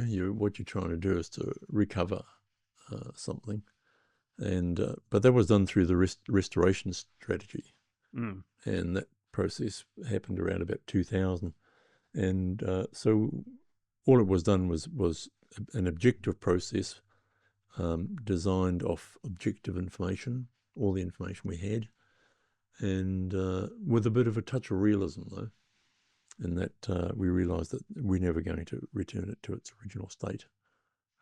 So that's why that whole original ethic was to increase its indigenous character, and so that when you walk into the valley, you get a stamp of old New Zealand. Yeah, and get some idea of what an old New Zealand forest was like. But of course, with piles of pine trees up there and no giant rata, it's never going to be quite like that. That's why Wainuiomata is so exciting. Yeah, because it's got that missing element already in it. Yeah. I think you said there were 12 species you managed to get rid of. Yep. Did it start off with 10-18 or poisoning, or how did you attack it? Initially, there was a knockdown of possums with traps. So I think they took about 2,000 possums out just to sort of lower the numbers in there. The regional council did all this. They were very good, actually. Ken Wright and Glenn Faulkner sort of took over the whole thing and worked with the Raywin and organised the whole thing. And then they did a brodifacoum, a rat poison drop, 8 tons, and that went up. There was two drops. It was spaced 2 weeks apart, and then they went in later on and cleaned up the hedgehogs with traps, and that was it. Hedgehogs are a threat to birds, like ground-dwelling birds. Eggs mainly, and also lizards and things like that. Yep. So they had to go. Yep. And what about the gorse and pest plants? We've over time there was a program to get rid of some of the pines, the sycamore, the strawberry trees. There's a bunch of budleia at the top of the lake. So there were pockets of stuff, but that wasn't a sort of a instant eradication. That was a long-term program, which is still going, I think. They're still working on some of those. Yeah. And you mentioned the pine trees a few times. Yeah, the pine trees. Why are they such a problem, apart from being a non-native exotic? If you're going to restore the indigenous character of a valley, then they're a dominating feature. Feature. And the several things is they don't really substitute for tall native trees, because nothing eats a pine tree. And they have no food value whatsoever apart from picking a few insects out of the bark. So in North America, jaybirds and squirrels eating the pine nuts and things like that. And woodpeckers are chopping away at there trying to get the thing out. But in New Zealand, nothing uses them. And there seemed to be a lot of bird life in them when we went through, but is that sort of superficial. Yeah, it's very superficial. Yeah, they're actually feeding outside that area. Yeah. They might be perching there occasionally. Yeah. But they'll perch wherever they want to anyway. Yeah. So if they're not there, they'll perch on something else. So the other thing about those trees is they're consuming space and biological resources. So instead of having, what they do is they reduce the carrying capacity. So if you had tall native forest in that place, then the carrying capacity would be increased quite dramatically, I would think. Mm-hmm. So what's the answer to because they're huge, those trees, aren't they? I mean, how practically do you get rid of them without destroying a lot of the... Well, prior to when Stephen Fuller was the general manager and Raywin was, I think we got rid of something like about 8,000 pine trees. So we cleared all around the western slopes, all up the central valley, and large chunks on the eastern side were taken out all around the ops shed and things like that. So there was a distinct program. It just it stopped. Right. And so what you do is you break it up piecemeal. You do it in bits and pieces. So if you've got a huge job in front of you like that, you have a 10-year program or a 15-year program. So we had that, and that went away and stopped. And some of them would have to be helicoptered out probably, but that's what you do. You take them out. Most of the other big ones we had, they were just dropped on the ground and they go rotten. Because it's a young forest, it lacks fallen wood anyway. If you go into an old growth forest, there's fallen wood everywhere. Trees falling all over the place, and they become part of the ecosystem. They provide their own little habitats. And I suppose you can't deal with them like you do, like they've done with the wildling pines and the Marlborough Sounds, because you can't risk them falling over at any point. You have to take them away. Yep. Well, no, you leave them on the ground, or at least take them away. Take them away, or get them down. Yep. Yeah. You can't have standing deads lying everywhere because they shed branches all over the place. Yep. So a problem, but one which has a solution, which we were working on. And then there's the next task at hand was the reintroduction of species, which must have taken a huge amount of expertise and planning to decide. Absolutely, when and how and what you were going to reintroduce. Correct. And I've just written a list from your book. There's flora and fauna and birds and freshwater fish and amphibians, mammals and vertebrates, and then at the end a black hole of mysterious organisms whose status we had very little notion of. And when you put it like that, that's a huge range of stuff to try and bring back and have all live together. Yep. Where did you start? Oh, well, you start at the top, really. Kiwis. Top being the most public. Iconic and public, yeah, because there is an element of keeping public interest in it. And those they worked very well, actually. Did you have to bring in food for them, or no? There was enough in the forest. Yep. No. So each species was assessed as to whether it was a suitable place for them to be able to establish a population. And of course, on that criteria, you don't do certain things like kakapo. Kokako, it's a bit too small for. So there are some which are off the list straight away. And but everything else that was potentially able to be done there was fair game. And can't speak highly enough of Raywin Empson, whose expertise there is just extraordinary, really. And she had this was sort of her baby, was it? Yep. Yeah, she took on the whole thing. She did as many as 6 or 7 translocations every year at the height of that program. Wow. So that's an extraordinary piece of work, really. And is there some, I'm sure there is, a lot of thought put into where the species come from? Did you try and introduce species that used to live in the area originally, or did you not worry if they weren't there but came from the South Island, or was that an issue? No, it's the nearest extant population, really. extant meaning existing. So if that's a South Island population, well, that's fine.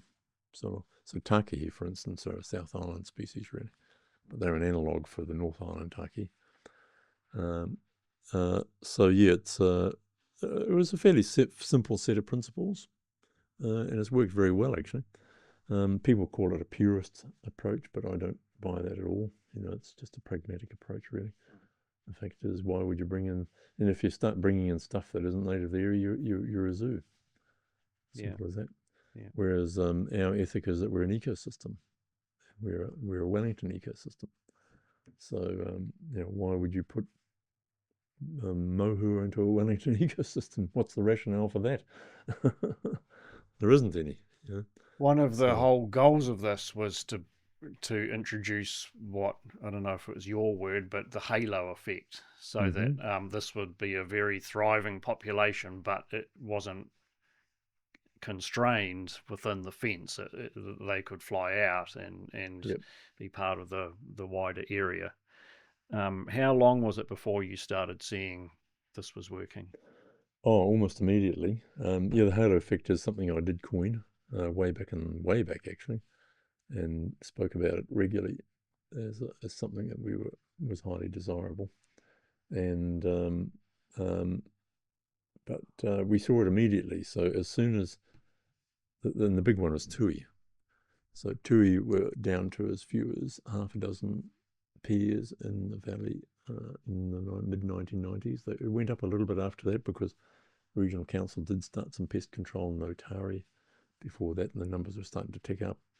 But we noticed that as soon as the fence went in, the first season we had around about March, April, we walked up the valley, and there were a bunch of strawberry trees up there, which actually are weed, but they had a very nutritious fruit.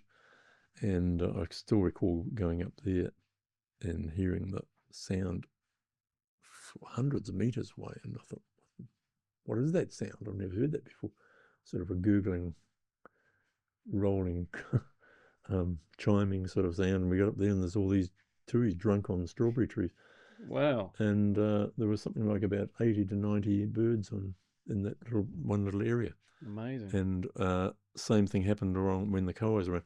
So clearly what happened in that first year was that the population in the valley, which probably would have been, I don't know, we 10 or 20 pairs maybe at that time, had a huge booming season, and maybe well have double nested. And of course, once the whole place was cleared, there was no predation, so you're looking at 90% success rate. So it could well have been that we'd had several hundred young fledglings that year. How exciting! And bang, just like magic, they started to appear. And within a couple of years, you had a tui in every garden in Koori. And there must have been a lot of talk, and people in the city noticing such a big difference. Yeah, almost immediate. Yeah. Which was positive on the whole. Absolutely. Oh yes, yeah. No, people were very thrilled with it. And apart from the kaka eating, that came later. All the rubber. The kaka were a bit slower, but the tui were instant, and they had a major effect. Not so much kiru, because we didn't have any kiru in the valley at that stage. The habitat wasn't suitable for them.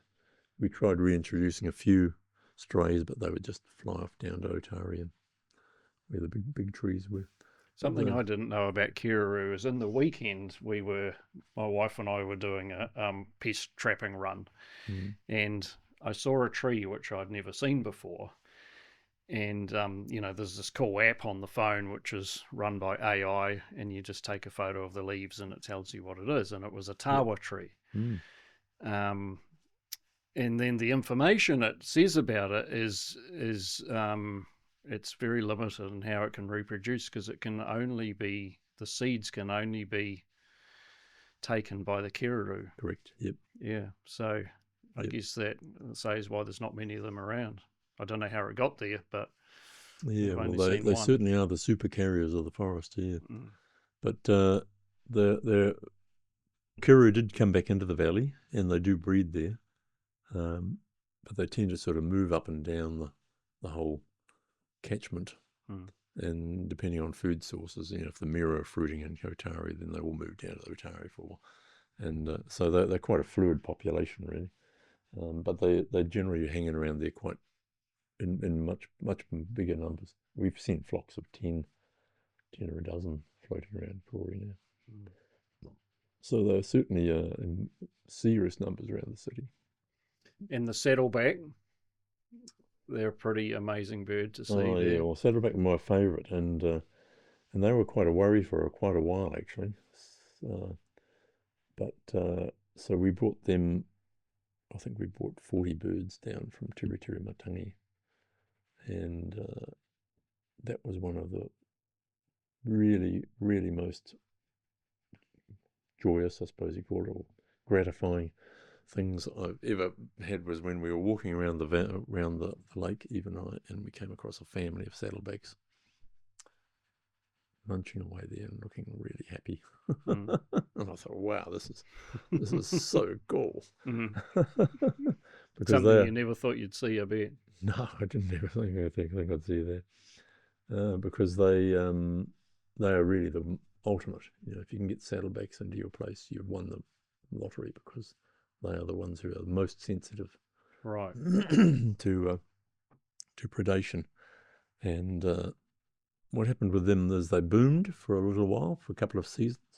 But that second season, we were walking down the valley one day, and we found a saddleback shivering away there in the looking really quite sick. And we took it back to the camp, and they examined it, and couldn't find much wrong with it. But it seemed after that they declined the number. They were still breeding, but the number of pairs started to reduce, and they got down to about 8 pairs. I think was at their lowest.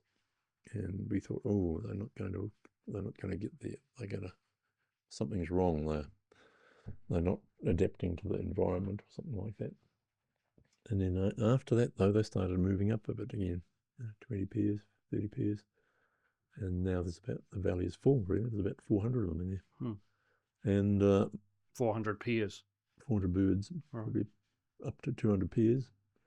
And so you can see them everywhere now, of course. They're all over the shop. But it looks, my suspicion, and I talked to Rowan about this, and and Colin Muskelly, they don't necessarily agree, but my suspicion is that we weeded out the ones that, because they were turi birds. They're what birds, sorry? Birds from the north. Right. They probably weren't cold adapted, Mm. or they might have brought some pathogens with them that were more damaging in a colder environment than up there, than up in Northland. And I think we weeded out the ones that just couldn't survive and wound up with the tough ones. And so I think we've got a population there which is now cold adapted. So they seem to be doing very well. And you also introduced insects and invertebrates and the other mysterious organisms. As well, not just birds. Primarily giant weta and some lizards, but but not really much else, I don't think. Right. Yeah, there's the invertebrate layer isn't too bad. I think George Gibbs was our advisor on invertebrates, and his advice was there's probably 70 or 80% of that invertebrates in there are native anyway, and that generally they'll be fairly intact, and that you just let them go and they'll be fine. It's just the mega invertebrates like I think snails was another one which we're looking at putting in, but mainly giant weta was the one which are doing very well as far as I know. Tuatara. Tuatara, yeah, they were a major. Where did they come from? They came from a combination of the Brothers Island, or the Stevens Island, and some which were bred at Victoria University. Yeah. And they've done well? Did very well, yeah. There's hundreds of them there now.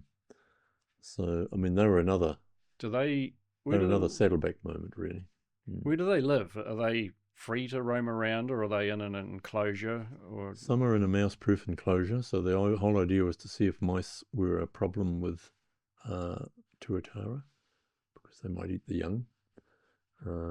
But they are now found to be breeding outside the mouse-proof enclosure. right, because the mice were pretty much the only species that you couldn't eradicate. That's that correct. Right? Yeah, just too difficult. We Yeah. tried. Raymond said that she felt that she'd eradicated mice 3 times. And But they don't have a major effect on too much? they eat a lot of fallen fruits. They eat a lot of insects. In large numbers, they become a bit of a problem. It's a bit of a release valve there because they can go out over the fence. So the population isn't contained like an island where they can build up to plague proportions. They don't do as well in forests as they do in grasslands, because so it's not quite as bad as it could be. And generally all our bird species and mega invertebrates and that can live with mice. Yeah. So yeah. I just reduce the carrying capacity a bit, probably. Do you want to talk a little bit about maybe a more recent thing, is the whole idea of large conservation zones, which is, I think, something you're still working on at the moment with the Wainuiomata project and other areas. Yep. What does that mean, and what's the goal? Well, I had that in mind right from the word go. There were 2 aspects where I thought Karori might go to. The first one was I was initially tried to convince Forest and Bird that it would be a good idea to have this as a branded thing for Forest and Bird, and we could set up one in every city and have that as the showcase, attracting people into conservation. Anyway, Forest and Bird never bought that. They hated the idea of fences. Bless their hearts. And they tried to pursue a different model, which was what they call the virtual fence, which was really a mainland island type of approach. And they put all their money into their effort into Ark in the Park, which has had some success, but quite limited, really. So that was one aspect where I thought it would go. But the other one I thought would be at a national level, where we could set up a chain of these in high-quality forests, big forests, and have a central area where we could have the nursery. And this is where the nursery and halo thing became really important. And then manage around it up to 100,000 hectares. Initially I thought, Stephen Fuller and I thought that about 1,000 hectares would be the most that we could get managed. Because you're talking a fenced, We're talking a fenced area, yeah. And so you'd take a large forest, like Puriora or the West Coast or somewhere like that, and you'd find a particular valley that was accessible and manageable. Then you'd fence that valley.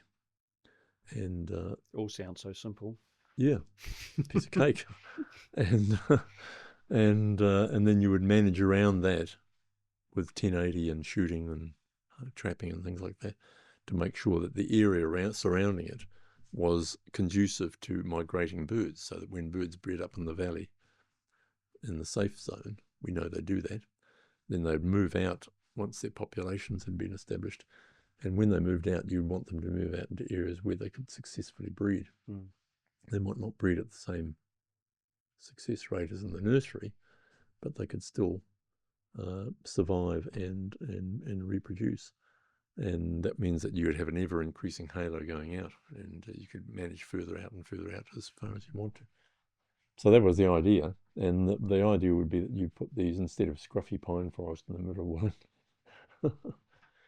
or places surrounded by farmland, which is what most of the other sanctuaries are, and you put them into a really high-quality forest. And how many were you envisaging throughout the country? Well, the whole idea would be to get representativeness, but also to get some sort of meaningful scale.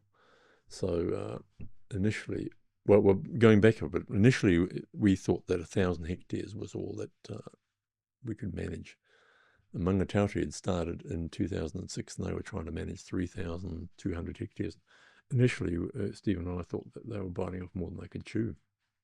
We thought, they're going to fall over, because, not fall over, but we thought they'd have real difficulty doing that and keeping an area that size clear, because the thing about things like managing for pests is it's not that hard to get a rat out of 100 hectares, but when you're trying to get a rat out of 1,000 hectares, one rat out of 1,000 hectares, that's a whole different order of magnitude. And when you're trying to get one out of 3,000 hectares, that's really tough. If imagine going to Little Barrier Island and trying to find one rat, that's. Whereas if you go to the noises, 50 hectares down the road, you could get that rat pretty quickly. Yeah. So we thought that was a bit tough, and initially I thought that 1,000 hectares was the upper limit. Well, to their credit, eternal credit, they've done a hell of a good job. Mangatautari have proven that they can keep 3,000 hectares free of pests for an extended period of time. They've been going for 17 or 18 years. Sorry, forgive my ignorance. Whereabouts is that? Mangatautari is a whole mountain that's been fenced off. It's just southwest of Cambridge. And it's open to the public? It's open to the public, yeah. And a similar sort of thing to Zealandia? It's run by a trust. Right. As a partnership trust between iwi and local authorities and community. And it's the whole mountain is 3,200 hectares, and they've reintroduced pretty much, well, they're almost farming kiwis there now. They've got 3,000 kiwis there. Wow. Every year they take 300 or 400 out of there and put them somewhere else. So, I mean, it's a proof of the pudding, really. The problem with Mangatautari is it's surrounded by farmland. So you do get some migration out of particularly the big flies like tui and kerru and kaka. But the smaller ones, they just can't survive from outside the fence. And do they fund it by public entry fee?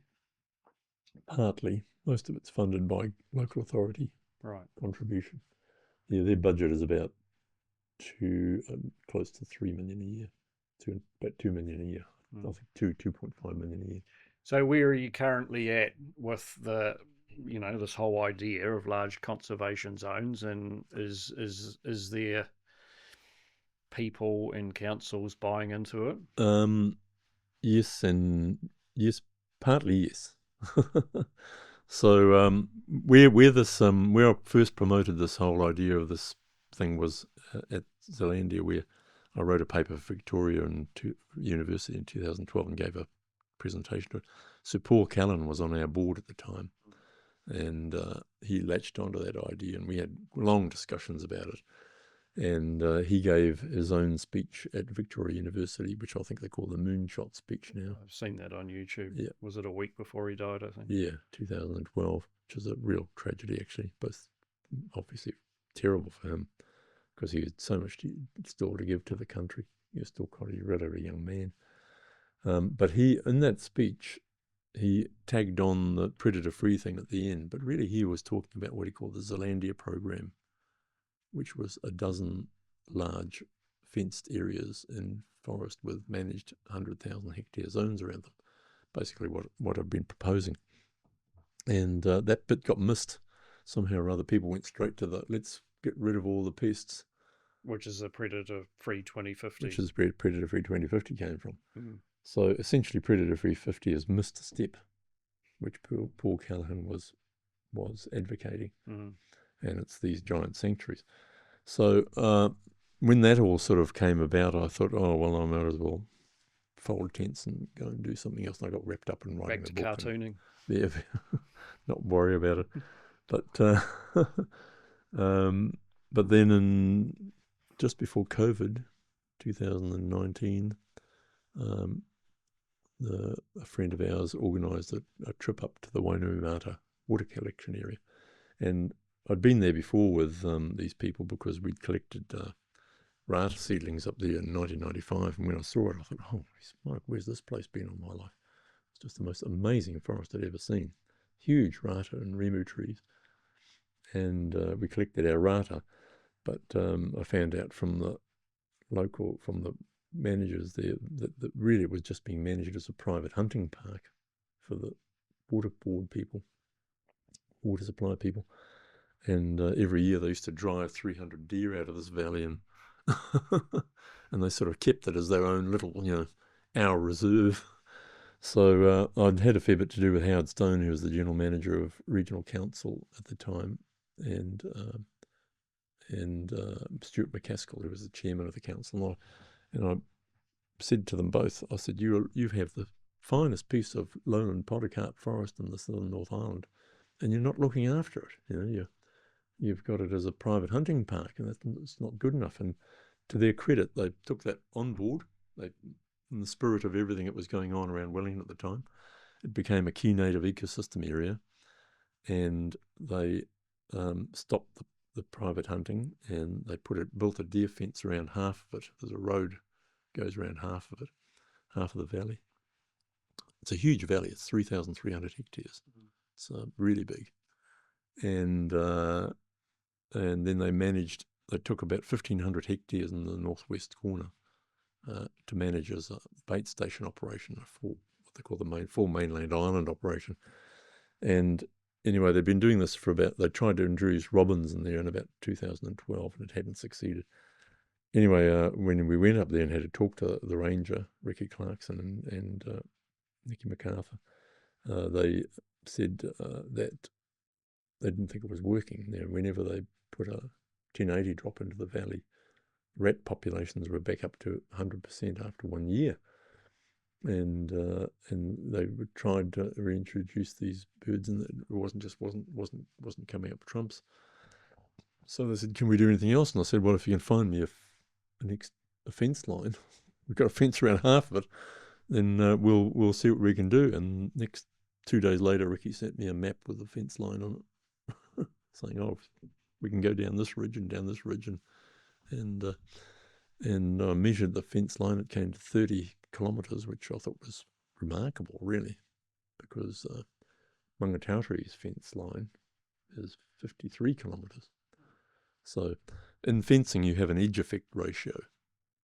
So the larger the area you encompass, the comparatively less the perimeter is. It's all just maths. Yeah. And so that means that at Zealandia we had an 8-kilometre fence to enclose 250 hectares, but at Wainuiomata we could have a 30-kilometre fence to enclose 3,300 hectares. Right. So that means that fence line was only 4 times bigger, in fact less than 4 times bigger. For a hugely bigger area. For 15 times the area. So that's massively more efficient. Yeah. And so I immediately sort of thought, well, this is the gold standard. They'll never get a better one than this one. It's right in the middle of, well, not in the middle, but certainly very close to the Rimataka Forest Park, Pakuratahi Forest. There's 50,000 hectares of primary forest, never been logged, up and down, all around. And it's the best forest I'd ever seen. It was just remarkable. How many years ago when this first came to your attention? Well, this was in 2019. Right. So anyway, I immediately did a Zealandia type proposal and put that in front of the council people, and got terrific interest. Actually, there was one or two naysayers, particularly one councillor who regarded the place as her private little, secret that she didn't want anybody else to be. But generally, so they funded a feasibility study. We went ahead and did that while COVID was going on, and the iwi were really involved. They were very supportive. I got Doc along there to have a look at it. Lou Sanson was the Director General at the time, and he described it as probably the best piece of forest he'd ever seen. So we had all our ducks in a row. I had Grant Robertson visit the place, and he said, we have to do this, and asked us to put a bid in. And we put a bid in for 30 million for the capital things, which he was ready to give a tick to. And then the Minister of Conservation turned it down. After Grant Robertson had... Yep. Sounds typical of the government. I've heard a bit of this before. So we have no idea why, and of course that minister is There was no explanation or... No. I can tell you Mr. Robertson was quite furious about it. And we looked at other ways to sort of get it going, but at that stage, Doc looked like an insoluble impediment. But that minister has now since then moved off, and well, there's a new government now. We had to change the government. Yeah. So are you now selling this to the national government? trying to, yeah. And having some success, I might add. So anyway, one of the problems we had was that the DOC people saw that as a local thing. It wasn't part of their priorities and their national priorities. And even though the kakapo recovery team had been up there and said, yes, we want this place to put kakapo in because it's the best forest we've seen for kakapo, even though the hihi recovery group wanted it for hihi because they said it was the best hihi habitat they'd seen, and it could hold also roe kiwi. It had this national importance. It still didn't seem to wash. They still seem to think it was, that's a Wellington thing, it's not part of it. And we're doing predator-free New Zealand. That's where we're putting our funding. So anyway, we've got a new, and also the management changed down at DOC at the same time. And so I thought, well, the only way to really beat this one is to upgrade the whole thing and turn it into a national thing. And that's where I've started to advocate that we need 10 of these spread across the country. Here comes the visionary back in. So when you don't succeed at the small one, go big, go bigger. Go bigger. Go bigger. And under the byline of end of extinction, how to end extinction for our forest species. That's the byline for it. But not only that, how to increase range and abundance. So what it's marshalling, the idea is to marshal the whole Zealandia thing by saying, well, we know the nursery and halo model works, this business of having a secure nursery. And if we put it into these special places, which is really what I was advocating in 2010 anyway, but upgrade it to the point. But now, what the difference now between now and 2012 is, we know we can do it at 3,000 hectares because Mangatari's proven that. We have clear proof that the nursery and halo model works because Zealandia has shown that in spades. And we know also that they become economic and social hubs, so that we can actually put an economic value-added case forward for these things, which is quite appealing to at least the current government. So I've got back in with the help of Nikki Wagner from Marlborough. We've started a dialogue with the current government, and there is quite a bit of interest. Right. So we've already talked to the Blue-Green Forum. I've put that whole end of extinction thing into a paper, which is now starting to circulate. And DOC are actually starting to become interested in it now. Is this sort of thing easier to sell to a left-wing government than a right? Or are you finding that's not true? That would be the perception. Yeah, no, I'm finding the current government is receptive. Predator-free New Zealand was their idea, actually. But it didn't seem to make any sense to me. I mean, it was probably a good idea, but there didn't seem to be any way it could be feasible to me, No. There's just no technology. We can't even keep our few lines around Picton clear of rats. Precisely, with hundreds of volunteers. Yeah, and it has reached a bit of a critical point where I think there was a report done early last year where it showed that something like $420 million has been spent on predator-free New Zealand so far. And 80,000 hectares has been cleared of some pests. Not all pests by any means, cats, for instance. And they're working on a limited number of species. But, I mean, some of that's experimental, so they're working out how to do things, and that will cost more and have probably lesser results than, and it'll also show whether or not it's practical. So we've learned an awful lot from that, but it's a lot of money. $420 million is a lot of money. Yeah. I mean, it seems to me that someone like you coming along with these ideas, which are all proven, and the cost when you put it in the scheme of $500 million is trivial, would be like, well, this makes a lot of sense. Yeah, and a no-brainer, really. Again, well, it's where are the people wheeling truckloads of money up to my doorstep and saying, get on with it?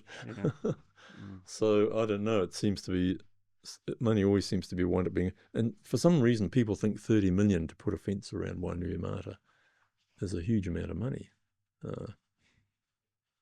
and 3 million to run it. I think it's ludicrously cheap, to be honest. And when you put it against the expenditures that have been made already for predator-free New Zealand, it's very, very good value for money.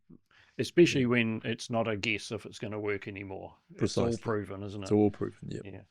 And it's all proven at scale. Exactly. It's not as if we have to upscale something. We know that Mangatautari works, and we know the Perth River Valley has been able to keep a large area free down there with existing methods. I have a few last questions. Just one quickly, 1080. There's so much controversy about it, and most of us don't know any of the facts.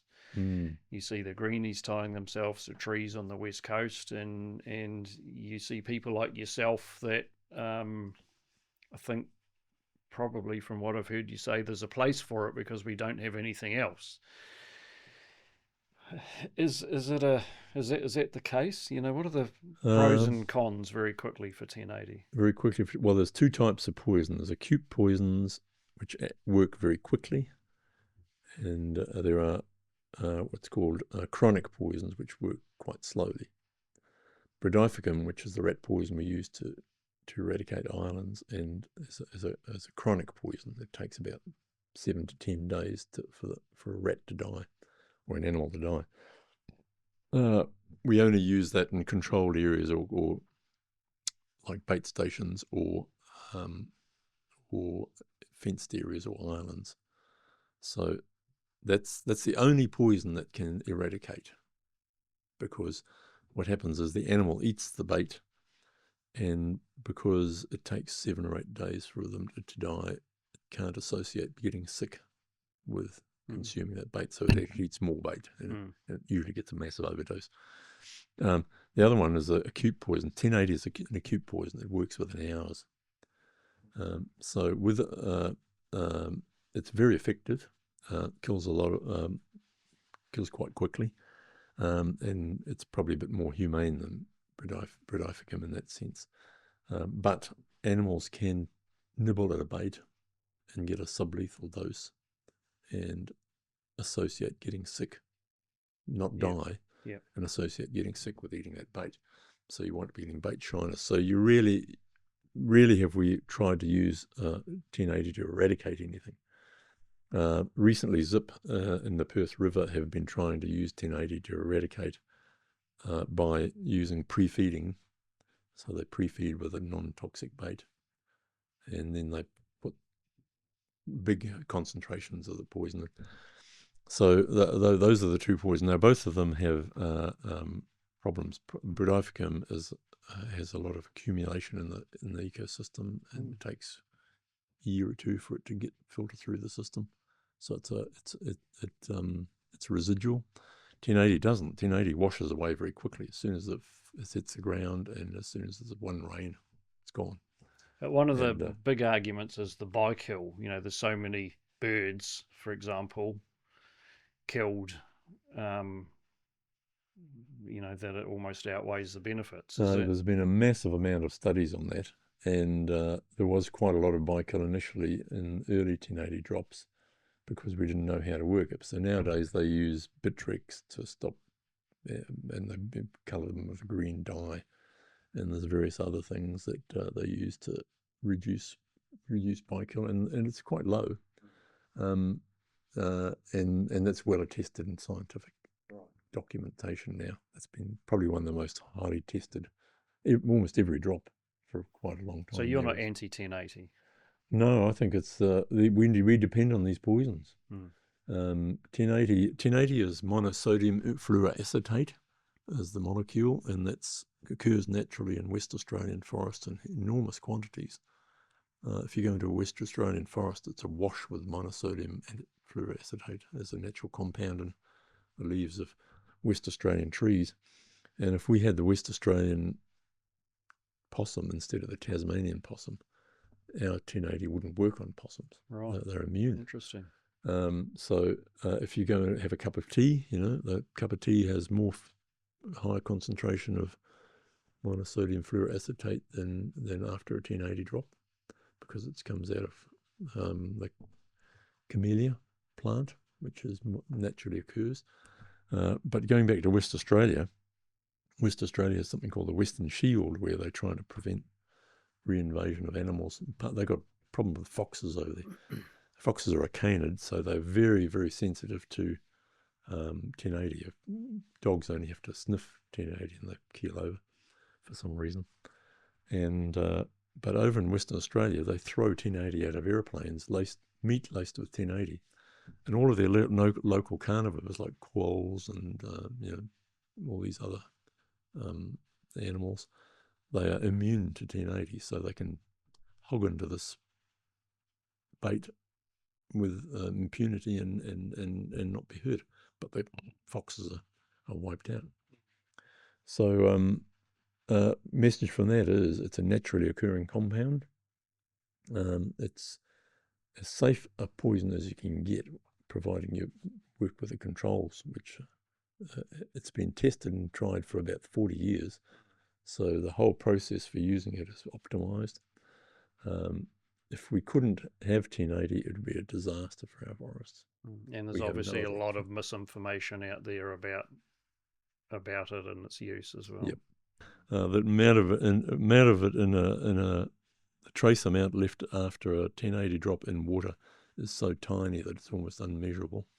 And like I say, as soon as it's one rain, it washes away and it deteriorates very quickly.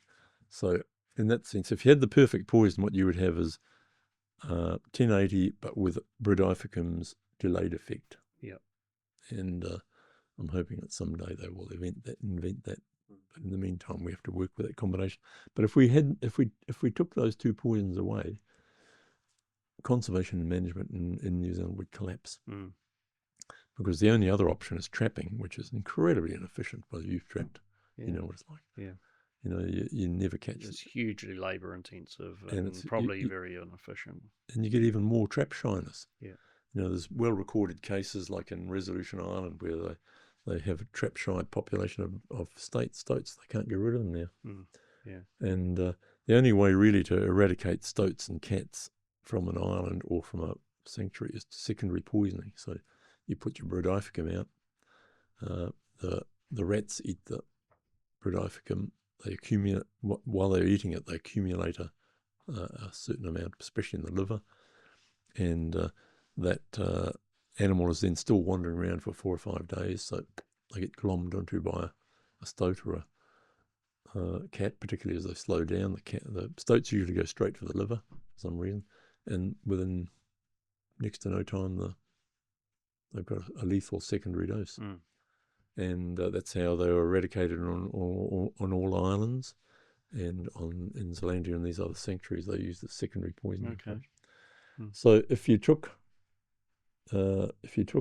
poison off the agenda in New Zealand, it would be it's all over. It's all over. You can forget about and extinctions would start to rise. You'd have mass retraction of range, and we wouldn't be able to manage anything. Couple of last questions. What can individuals do, like myself, I guess?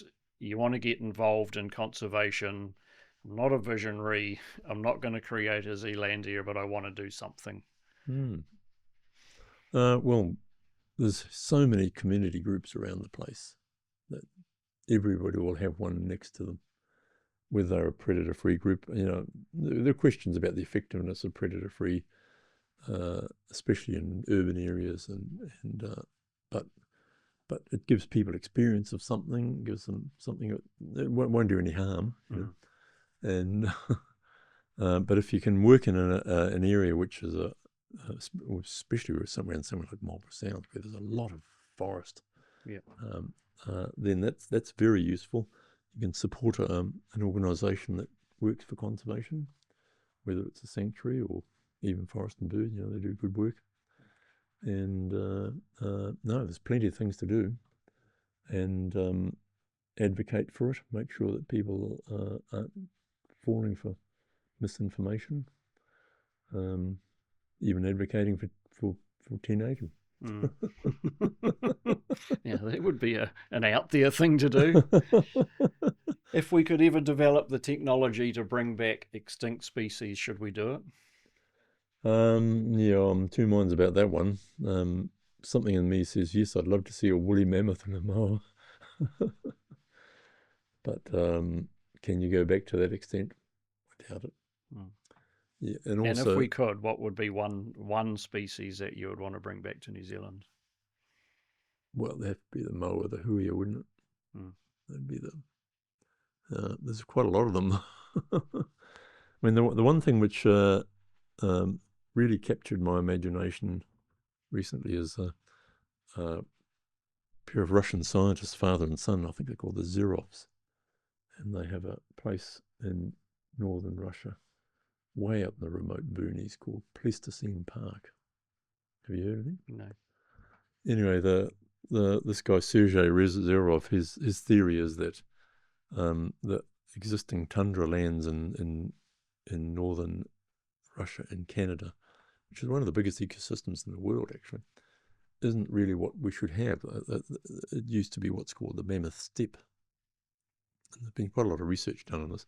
The mammoth steppe was a grassland, like a sort of a cold savanna, like African savanna. And it was pretty amazing. It was full of woolly mammoths and woolly rhinos and camels and huge herbivores, vast herds of herbivores grazed across this thing. But the key was the mammoth. So in winter, the mammoth, using its tusks, would go on sweeping snow out of the way and opening up the soil to the cold, and it kept the permafrost there. Now, his theory is that as that permafrost now starts to melt, it's releasing enormous amounts of carbon and methane. And his idea is that if you bring back all these grazers and re-establish it as a grassland in the way that the mammoth steppe, then you'll reduce carbon emissions. And he's done it. He's working in about a 200 square mile kilometre area, I think. It's not a very big area at the moment, which is fenced off. And he's bringing back all these herbivores and trying to recreate this mammoth steppe. And it's working. He's already measured that woody shrubs are reducing, that the grass is increasing, the soil temperature is more cold, which means the permafrost is holding, and these animals are having an effect. Wow! So how's that for a? So the woolly mammoth would be. We might need it to recreate the world. Yeah. And there are a lot of people working on the woolly mammoth. There's teams in Japan and Russia, because they have very good DNA from it. They've found whole bodies of baby mammoths. And if I had to bet, I would say it'll happen one day. We'll be able to bring them back. But yeah, I mean, that's based on no scientific knowledge about it. But my feeling is if a saddleback is so sensitive that a northern bird finds a struggle to survive in Wellington, then I don't quite know how an Indian elephant with a bit of wool on its back. No, whether they could survive or not, but whether we can bring them back, for them to die again. Whether they would survive and actually build up herds and Anyway, it's an interesting thing to think about. It's probably incredibly unlikely, I would think. But it's a good thought. I think I should have a crack at it, actually. Yeah, get onto it, will you? Next project. Crack on, yeah. All right, Jim, been great to talk to you. Thanks very much for taking the time. I forgot to mention all the conservation awards you've won. 4 on my list here, but nice to have recognition of your efforts over the years. Maybe there's another one coming. Well, when we get the 10 large conservation areas signed off. Well, you don't do it for that, really. I mean, no. What I would love to see is Wainuiomata full of birds, because that is a inspiring place that would really change the game quite dramatically. And that really would be as close to an old growth New Zealand forest as we could possibly give if we could fence that off and put in 600 pairs of kokako in there would be fantastic, spreading out across the Rumataka. Yeah, and you could have up to 4,000 saddlebacks in there, 3,000 hihi. You've got it all worked out, haven't you? These are big numbers. Yeah. These are big numbers, yeah. And that's what we need. We need mass, instead of just small scale stuff. We need to think a much bigger scale. All right. Okay. Thanks very much. Thank you.